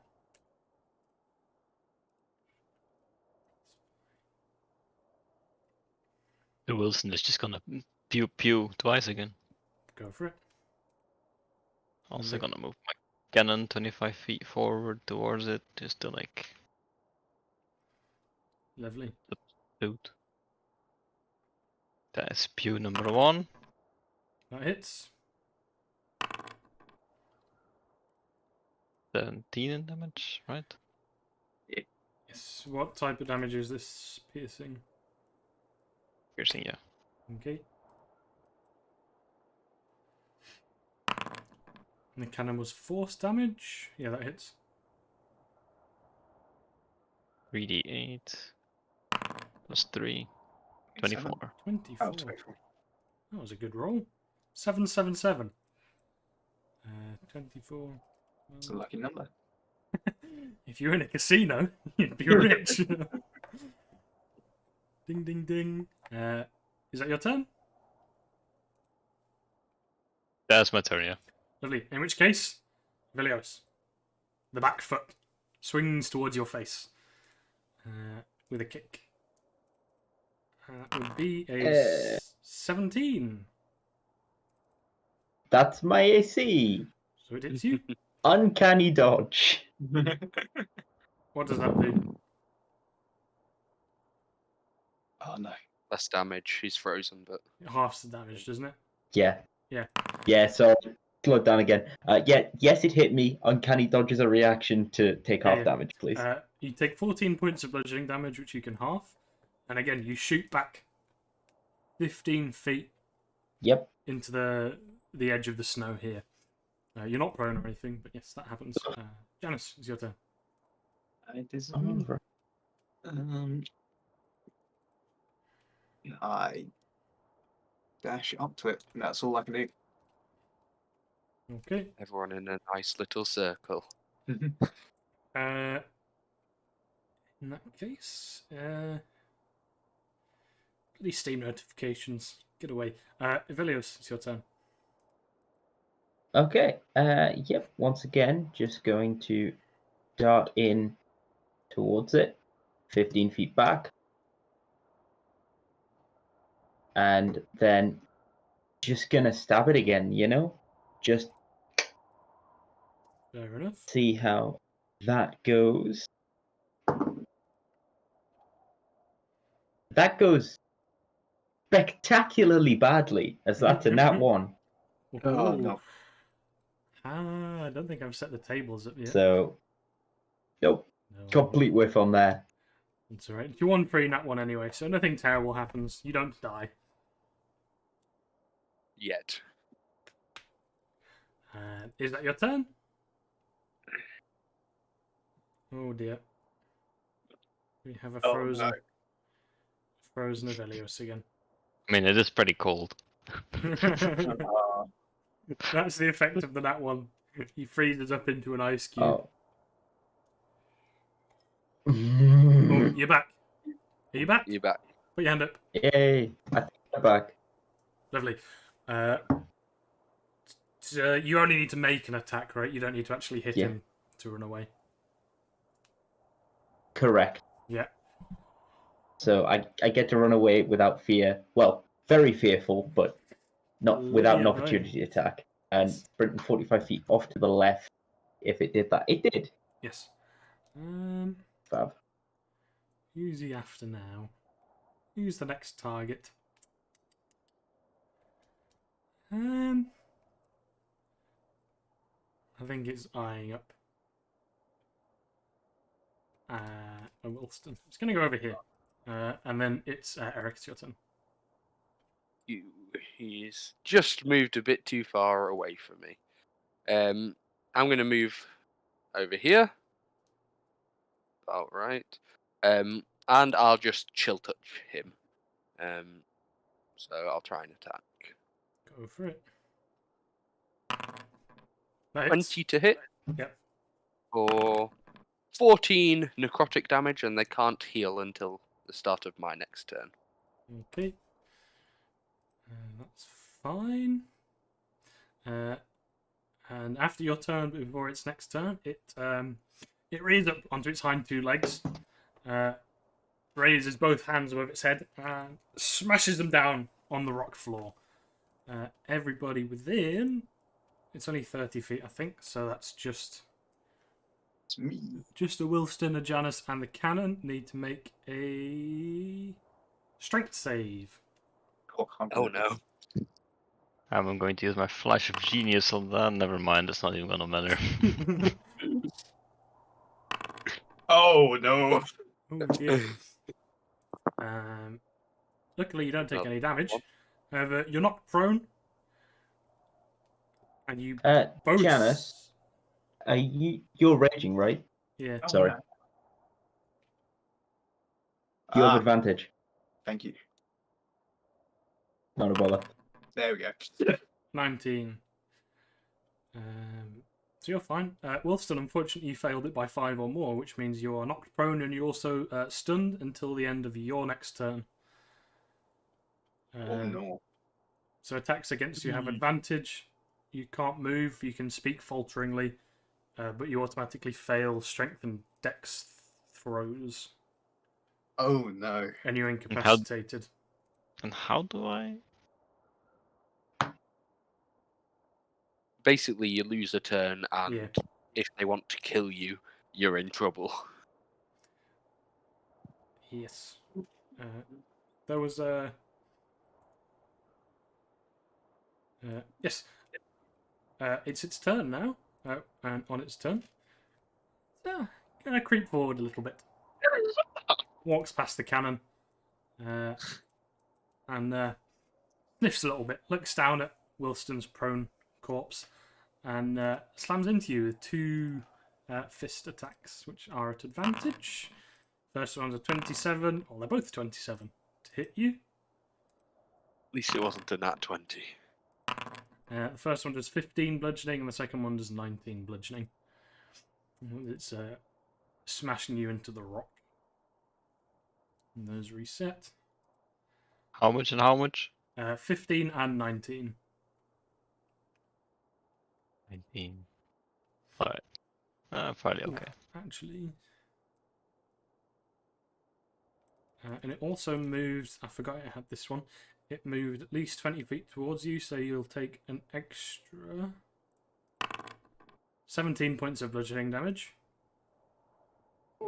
on top of the other bit. And you're knocked prone, but you're already prone, so that doesn't matter. Oh no. Insult to injury. And then it's your turn, but you can't really do anything. And you can speak falteringly if you want to speak to people, or do some free actions if you fancy. Wait. So what am I not able to do now? You can't take. You're incapacitated. You're prone. So you. Where's the bloody thing gone? You can't take actions, reactions. So there's Yeah. nothing mechanical. you I can can't do anything. You can't move. You can't speak only Yeah. falteringly. You can't take actions or reactions. I mean, technically, it doesn't say you can't take bonus actions. I think bonus actions come under the heading of I think actions. they do, yes. Yeah. But I'm screwed. So yeah. Stunned is brutal. yes. Stunned is very harsh. Well, when you're against one single monster and you all do like 80 damage in a round, it needs to have something on its side. So it's after your turn. It's gonna do a legendary action to kick you across the ground, which has advantage, which is a 31, which is a critical hit, which is 12 plus 12. Can I Rest use in peace, reactions? soldier. Pardon? No. I just have to fucking tank this? Okay. Yeah, it rolled a critical and you rolled a natural 20. So it's 2d6 plus 12, which plus 6, which comes out to. This is ridiculous. It rolled 2 6s on its d6s that comes out to 30 points of damage. 30. Yes. And you scoot across the floor 15 feet as you are Yeah. punted like a football across the stone floor. Surprisingly, this 2-foot gnome is just tanking this. Like, Impressive. I'm surprised you're up. He That's knocked impressive. down. He just took That 60 really is. damage. And Damn. it's a Janice's turn. Oh shit.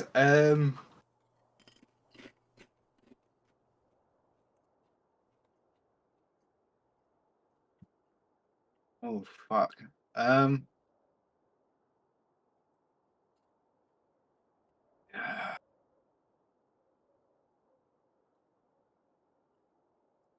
Fuck it, I think it's time. Gage, I want to use my special thing. Really? Yep. Really? Yep. Interesting. You do remember how it works, right? Yes. Okay. So do you want to describe what you do? So after Janus witnesses Wilson just get absolutely fucked by this You do creature. remember that you don't control what happens, right? Oh yeah, I know. Okay. Janus sees Wilson get absolutely fucked, and he's just gonna raise his sword like this to himself, lean it against his helmet, whisper something under his breath, and then he gets engulfed in flames. And then you see a gigantic demon appear from his form. That Um, yeah. Yeah, he's engulfed in fiery flames, and you see that armor that he's wearing. It kind of melts slightly as it transforms and bends, and turns into like this demonic visage. His eyes turn red, and he grows to be quite large, which we can illustrate on the map. And he ends up looking something like this. We'll replace you on the map. There you go. Oh. Uh, Okay. And so he transforms, and the whatever's replaced him is kind of like crouched on the floor. And you see it take a deep intake of breath as it rises up, and it's tall. It's like a 9-foot tall, extremely evil feelings are coming off this creature. Surprisingly, it also looks extremely wounded as well. And it looks around, and it smiles. The armor moves as it smiles, like this creature maybe, like it is the armor, or whatever it's doing. As it smiles, the grin widens on the armor. And immediately, everyone needs to make a wisdom save. Okie dokie. It doesn't matter how far away you are. Oh, it does actually. No one needs to make a wisdom save. Oh, Never mind. Does the melon go? No. You're feeling intense waves of fear kind of roiling off whatever's just appeared. Tail grows out of the back of the creature. The gauntlets grow long like fiery claws. And it looks at the sword in its hand. It gives it a whip, and the fire grows larger. And you hear a deep, kind of like guttural laugh from the armor as it looks around its surroundings. And we'll put it in the initiative.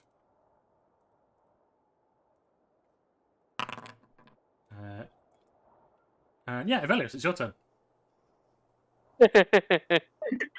Okay. So that's a thing. Yeah. As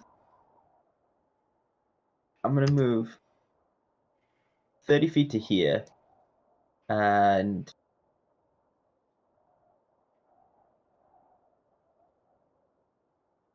yeah, bonus action dash down to here, and as I do so, putting my rapier down, I'm pulling out my short bow, and I'm gonna take a shot at the Melangor because even if that's not Janus, I don't want to deal with that right now. Okay. Go for it. So just not 20 on the That's short gonna bow hit it. attack. We need it. So that's max damage on a sneak attack. Plus, Does it sneak attack? Because you're not within 5 do feet sneak of it. Do you have advantage on it? oh no, I don't have advantage, so it's not a sneak attack. Okay. Is the ally within 5 feet? There isn't. That Uh, okay, the cannon isn't within 5 does the feet. cannon count? Not quite. Damn. I mean, It's still max damage though, so Yeah. it takes 17 points of piercing damage. okay, the cannon's within 5 feet. I'll allow it. There are Yeah, okay. extenuating circumstances that make me think the cannon might need to count as an ally within 5 feet of the Melangor. Melangor is distracted by whatever the hell just happened, so Oh, it's still in over. which case that is. It's still looking with glee at the tiny little Wilston that he's putting around like a football. Just In which over my case, head. Go for it. yeah, How much? 54 damage total. Is that in total? Lovely. That is total. Non-magical piercing, sadly. Any fire or not? No, Nope, just pure piercing on just this one. pure piercing. So Good, it's a that'll bow. There we go. This is the downside. I always end up at range, despite the fact that I'm a melee character. Anything else? That's my turn. Action bonus movement. Okay, so he's used one. The Melangor is going to move towards Wilston, and it's Eric's turn. Okay.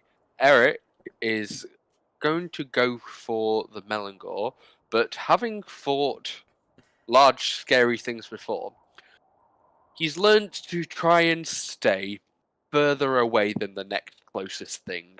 So he's going to try and he's going to move and teleport 60 feet with his bonus action. And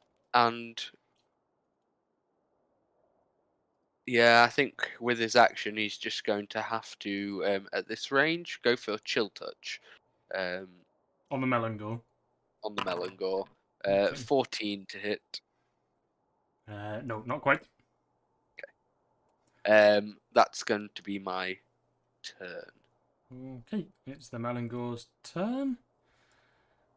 Can I try and shout out at the Melangor, like, leave my friend alone? Yeah, if you want, you can do maybe not intimidation. That doesn't sound like the wrong. Maybe Can I try and make myself look tasty? a performance, Nice maybe. shiitake mushrooms. Okay, performance. Performance check. Nice plus 0 for a 3. This old man. You can see the Melangor. It's got a smile on its face as it's looking down at Wilston. It doesn't seem like it's done much, sadly, with that roll. And it's gonna just poke at Wilston and make sure that he's still alive. You know, make sure that he's still going to be able to have fun. He confirms his suspicions, and he's going to prowl around you, and he's pretty sure that you're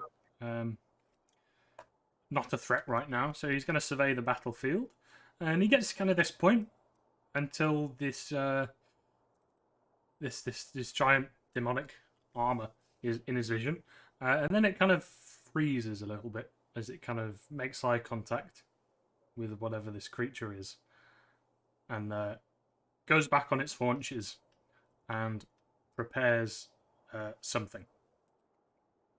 Uh-oh.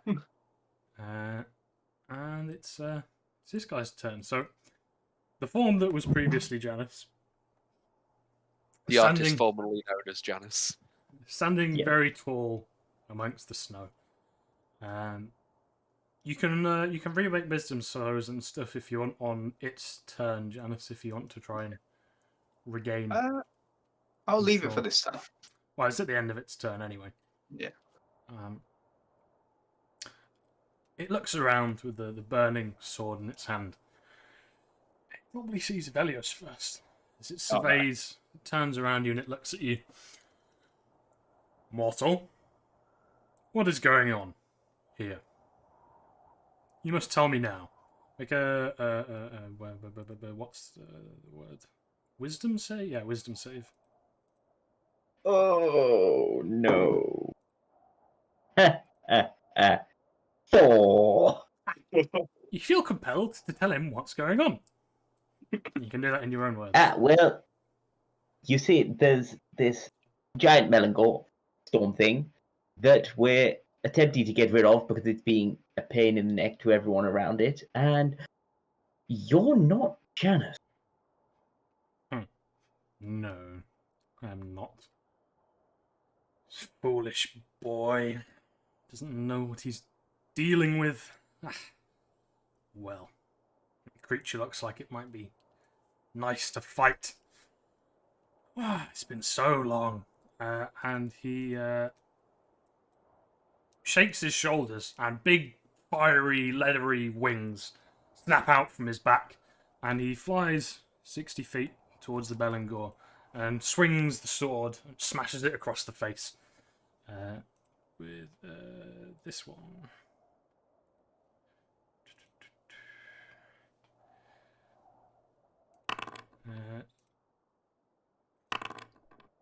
Maybe that one. And the Melangor takes a big...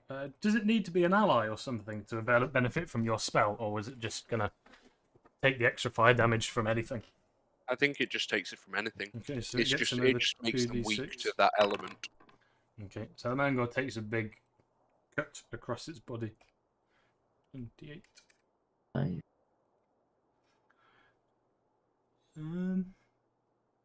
Melangor's going to make a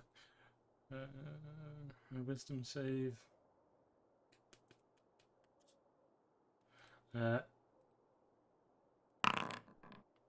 it's fine.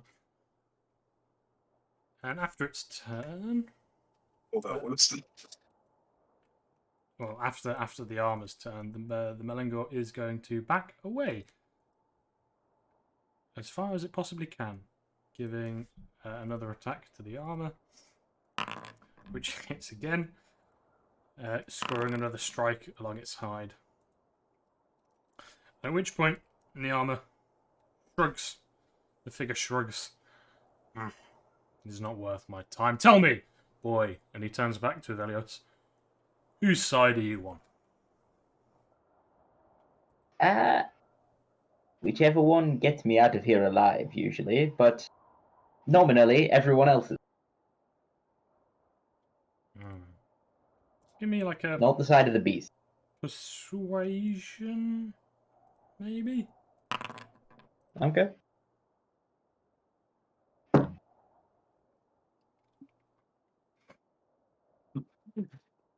Two for a 15. 2 for a 15 on a persuasion. Who are you? Yep. Are you Beleric? Wait, hang on. Is it 15? It might not quite be as high as that. It's pretty down. It's alright. Persuasion. 2 for a 12, sorry. Okay. That does make a difference. Yep. Sorry, I was on stealth, not persuasion. Whose side? The demons or these wretched humans?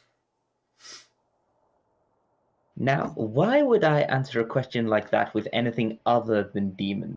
you're calling them wretched, and you just swung a flaming sword at the face of something I was trying to kill. And that'll be the end of its turn. Wolston, you're going to need to make a wisdom save because you are within range of the armor. Oh, and it also... You see some of the armor, some of the cracks and the damage that it seems to have spawned with heal over slightly. With a 17, you are frightened from this armor, so you can't move closer towards it, and you have disadvantage on checks and attacks whilst the armor is within your line of sight. So if you were to turn around and look away from it to shoot the Melangor, you'd be fine, but you can't move towards the armor or attack normally whilst you can see it. I'll move over here, and I'm gonna shoot. I'm gonna move my cannon over yonder. Are you going to make a wisdom save, Janice, or not? No. Okay. 2. Does that hit? Who? 17. The Melangor? Yeah. Yes, it does. Give him a little bit more freedom. You do remember how he works, right? Yeah. Okay. Just checking. Just Always checking. scary when the DM asks you that. Yeah. It's fine, guys. So that's a total of This is where Enigma 47 just, damage from me. rereads everything. Oh. So, the first was 18. The second one was a 20. It was a 26 from the cannon. Yeah. Lovely.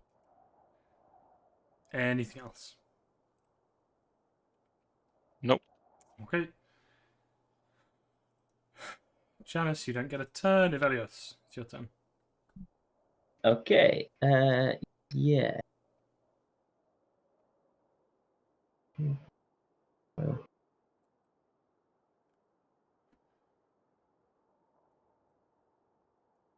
Yeah, heck it. This turns a sprinting action, bonus, movement, sprint, 90 feet. Up slightly out of the road of this thing because it's kind of scary, but yeah, just across the snow. Okay. That is my turn. I love you, Eric.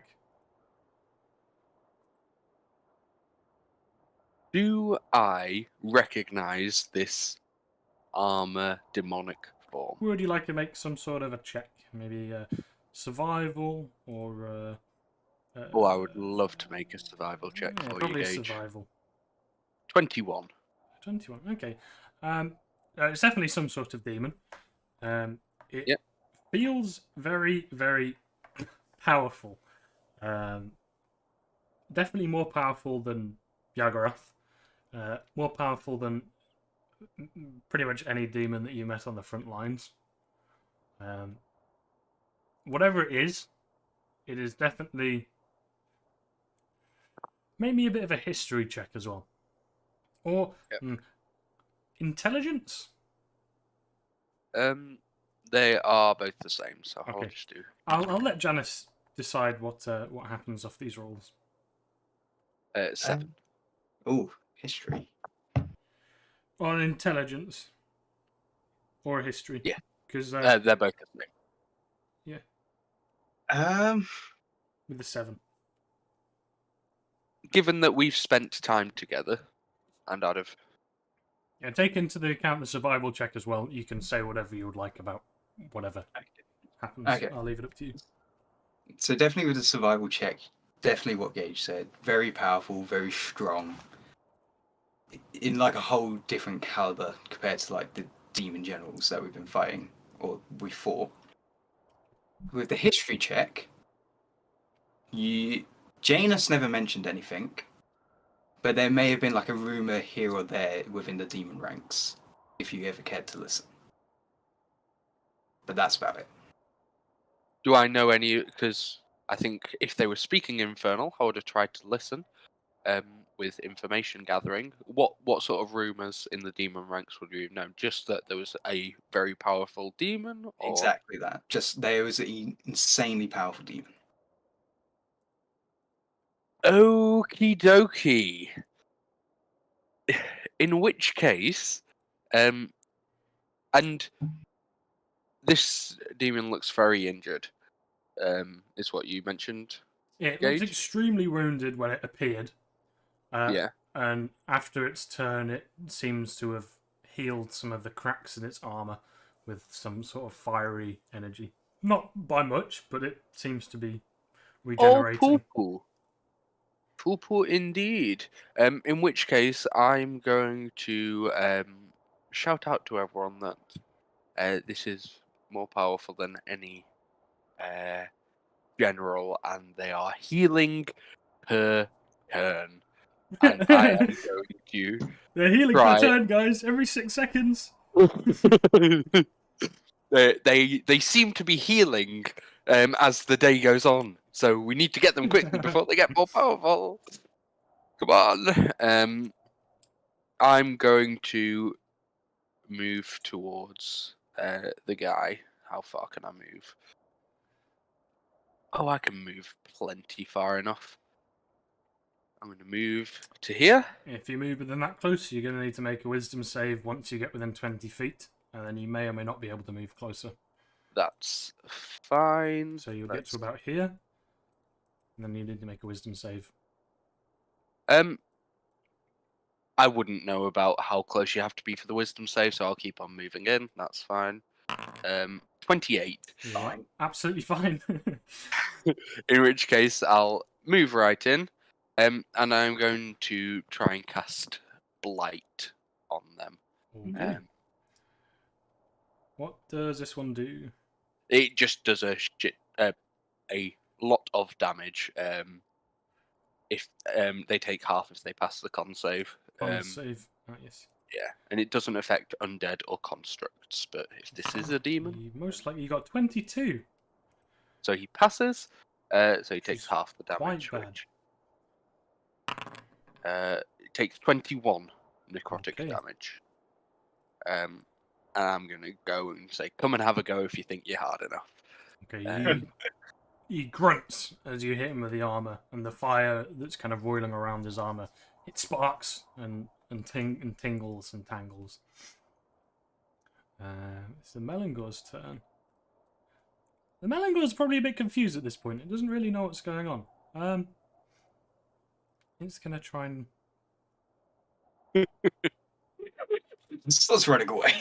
It's not running away. It's slowly backing up, and you can see the intelligence in his eyes that it's assessing the situation. It's an aeroplane. I think that was the Melangor. Just what? Yeah. Pure confusion. It's the creatures. I've just realised. Oh, there we go. We'll do that. It's the armor's turn, and he's stretching out his limbs a lot. It seems like he has not been in a physical form for a while, from what you can gather. And he's busy, rotating his wrists. He's trying to shrug off the damage you just did to him, cracking his knuckles. He flicks his sword again, and the fire grows even hotter and brighter than it was before, as he's coming into whatever power that he has. And he flicks his fingers towards the Melangor, and a bolt of fiery chains lance out towards him, and lock the Melangor in place. It completely it entangles him with these fiery chains, and they kind of absorb into his flesh, and the Melangor just completely stops moving as it's paralyzed. And it looks down at you, Michael, and he's going to roll a history. Oh. I haven't given any skill proficiencies, but oh well. With a plus He six. doesn't need them. Do you want to control this as well, Janice? He rolled 22 on his history check. What do you think he remembers? Do you think he recognises Michael? What do you reckon? I reckon he would recognise him, yeah. Okay. If they were in the demon army, it wouldn't surprise me. So he looks down at you, Michael. And you see a frown across his face as he looks at you. I know you. I do know you. He rolls his tongue in his mouth. Eric. Are you not? And you are.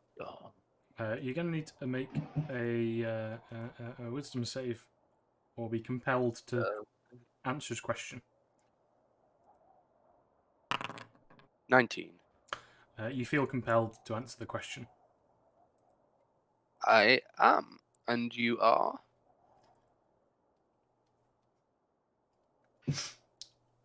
He laughs deep in his throat, and he tosses the sword to the side, and it flies across the stone, and he tears into you with his claws and hands. Oh, no, he doesn't, because he's already used his action.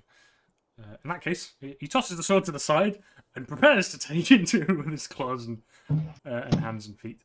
The Melangor is going to take the opportunity to do a bit more slinking around. Is it not trapped in place? Yes, it is. Thanks for reminding me. The Melangor is not going to take the opportunity to slink around. Wilston, it's your turn. And again, pretty much all the damage that you did to his armor is healed. He's still not healthy by any means. All that I did. Yeah, the 21 points of damage that you did are healed, Right. and he's like slightly healthier than he was before he did the damage as well. If we were to say that healing of 21 makes him look a third better than he was before, would we be able to intuit that at all? You want to make a medicine. Who are you attacking, Wilston? I'm attacking 13. the big guy that's here. Okay, so you're frightened by him, so you have disadvantage on all attack rolls against him. Am I not frightened by the other guy? Or which guy are you attacking? You said the big guy, which implies to me the big guy. I'm attacking the wolf. The Melangor, the thing that you know the name of. I don't remember names. Okay. Yeah, you can attack that as fine. You have... I think you should have advantage because it's paralyzed. Yep. Yeah, you have advantage on attacks against the Melangor because it is currently paralyzed. I didn't need the advantage, so Well, you might get a crit if you want to reroll it. that is true.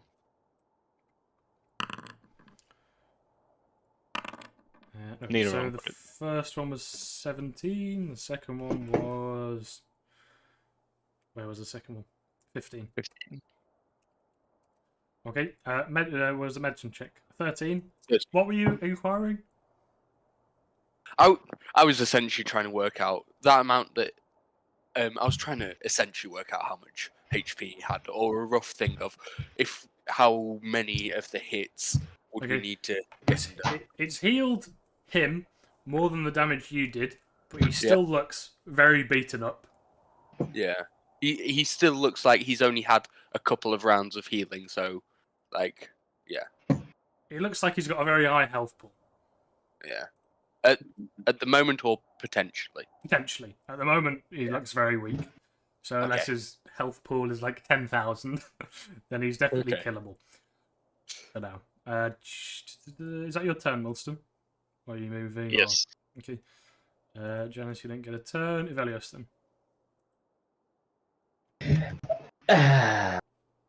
Well, here we go again. I'm gonna run straight towards the demon.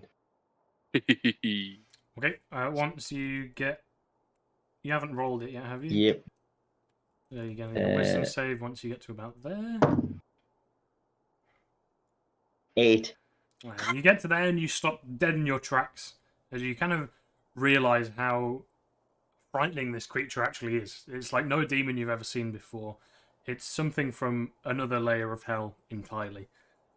The way it moves, the swift, the smooth movements, it is terrifying. So you can't move close to it. I mean, you know the gist I don't need to explain what frightened does for you. What else would you like to do? In which case, yeah, I'm gonna take a big long look at it, and just stretch out my sword towards it and go, "You may be terrifying, but I think I've seen bigger and stronger. Now why don't you leave the poor frail old man alone, and we can have some fun?" And I would like to use my action for panache. Go for it. So he needs to roll an insight check. Okay. Is this a magical effect? No, it is. It's words. At least as far as, yeah, it's just my force of personality. That's absolutely fine. So, You rolled DC a... 22. Okay, you failed then. You rolled a 14. Good. So he can only attack you? Let's see. Actually, is he hostile to me currently? Oh, yes. Oh, yes, cool. He has disadvantage on attack rolls against targets other than me and can't opportunity attack anyone who isn't me. And he can't opportunity attack this you last- anyway. So he can attack other people. Yeah, not if I attack him. If So- he feels compelled enough to attack someone else, he will. Okay, interesting. So he can attack other people. And this, right? But at you disadvantage. can attack At other. disadvantage. Yeah. And that lasts for a minute or until someone affects it with a spell or an attack. Okay, so just keep me reminded on that one. Keep me on track Yeah, with and it. then I would like to use my bonus action to dash and spend the rest of my turn getting. See. You don't have to get away from him. You don't have Oh, to I run would away like from to. his fear. Okay, fair. Yeah. Just letting you know. Yeah. About. Yeah, I'm gonna move 30 feet backwards. The fear's also ended for you, Wilson. Now, so you're fine. Nice. You no Okay. longer you're no longer disadvantaged on attacking him. Eric, your turn. Okay, so just to be clear, the panache action ends if someone attacks it. Or casts a spell on him. Yes. Yeah. Yeah. In which case, I'll move here, and ready an action to cast a spell. Yeah, I'll ready an action to cast a cantrip once this armor's turn is over. Okay. Yeah, it's fine with me. It's the Melangor's turn. Does he get to? I think he does. Or does he not? Yes. He can make another Wisdom save. He is still paralyzed. The armor is definitely pissed off at you, so it's still going to try and attack you. It seems to recognize who you are, as it's used your name. Cool. It Yep. does have disadvantage. So, yes, it has disadvantage. It goes in for how many? So at first he swipes with his claws across your chest. Disadvantage 18. Misses. Okay. And he kind of does a Thank you. twirl. The tail Yes. swings around to hit you at a disadvantage for 17. Misses. And then suddenly the sword's back in his hand, like he never threw it. And that swings at you as well. At a disadvantage for a natural 1 for a 15, which misses you. Oh! Plus 14. And Good to then know. finally he finishes the kind of twirl and he just dives at you with his face to go in for a bite. For Not a another kiss? 18. Maybe a kiss. Another 18. He's just missed you with all of them. I believe. Thank you, Revelios. Yes. Come on now. I told you. The old man is pointless. He growls, deep growls. If you can duck, you can dodge, you can dive, you can dash. Not interested in messing around with this. Wilston.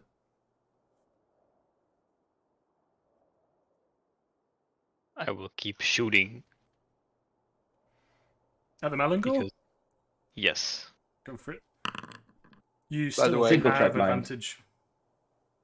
Well, still advantage. Yes. By the way, does an 18 hit the thingy for my reaction attack? It does Oh, not, it turns over. unfortunately. Okay. Good So to you know. hit That is him- the end of battle. Oh, and he his armor heals up a bit as well. Oh no. Both of those hit. So 14 damage on the first one from your gun, and 13 from the cannon. And you don't get your turn. Avilios, it's your turn. Since we're at the bottom of the Okay. order and it's 9, should we stop there? Oh, yes, that sounds like a good idea. I didn't realise the time. Radio. Easy to easy to miss. Lovely. Not a bother. That was an interesting session. Things have certainly happened. The Melangor is now wounded. It's bloodied, so it's below half health Lovely. Ooh. after your round of attacks. Oh boy. Oh boy, indeed. Things are heating up. Do, do, do. It's getting hot in here. So take I'd- out I'd all be your a- demons. I'd be incredibly effective against this guy if I could just get friggin' close enough. Well, after Yeah. your turn, the fear effect will dissipate. Oh, good. Good to Dun, dun, dun. Da-da-da-da. Well, yeah. Thanks everyone who tuned in to watch. Riddick, I saw you in the chat. I don't know if you stayed at all, but it was nice for you to pop in. Yeah, I don't think we're going to be on next week because Hal can't make it and Jack might not be able to make it. So we're definitely not on next week, but we might be on the week after. We'll have a discussion about that. Join the Discord. That's all really. And we'll see you all later. Stay around for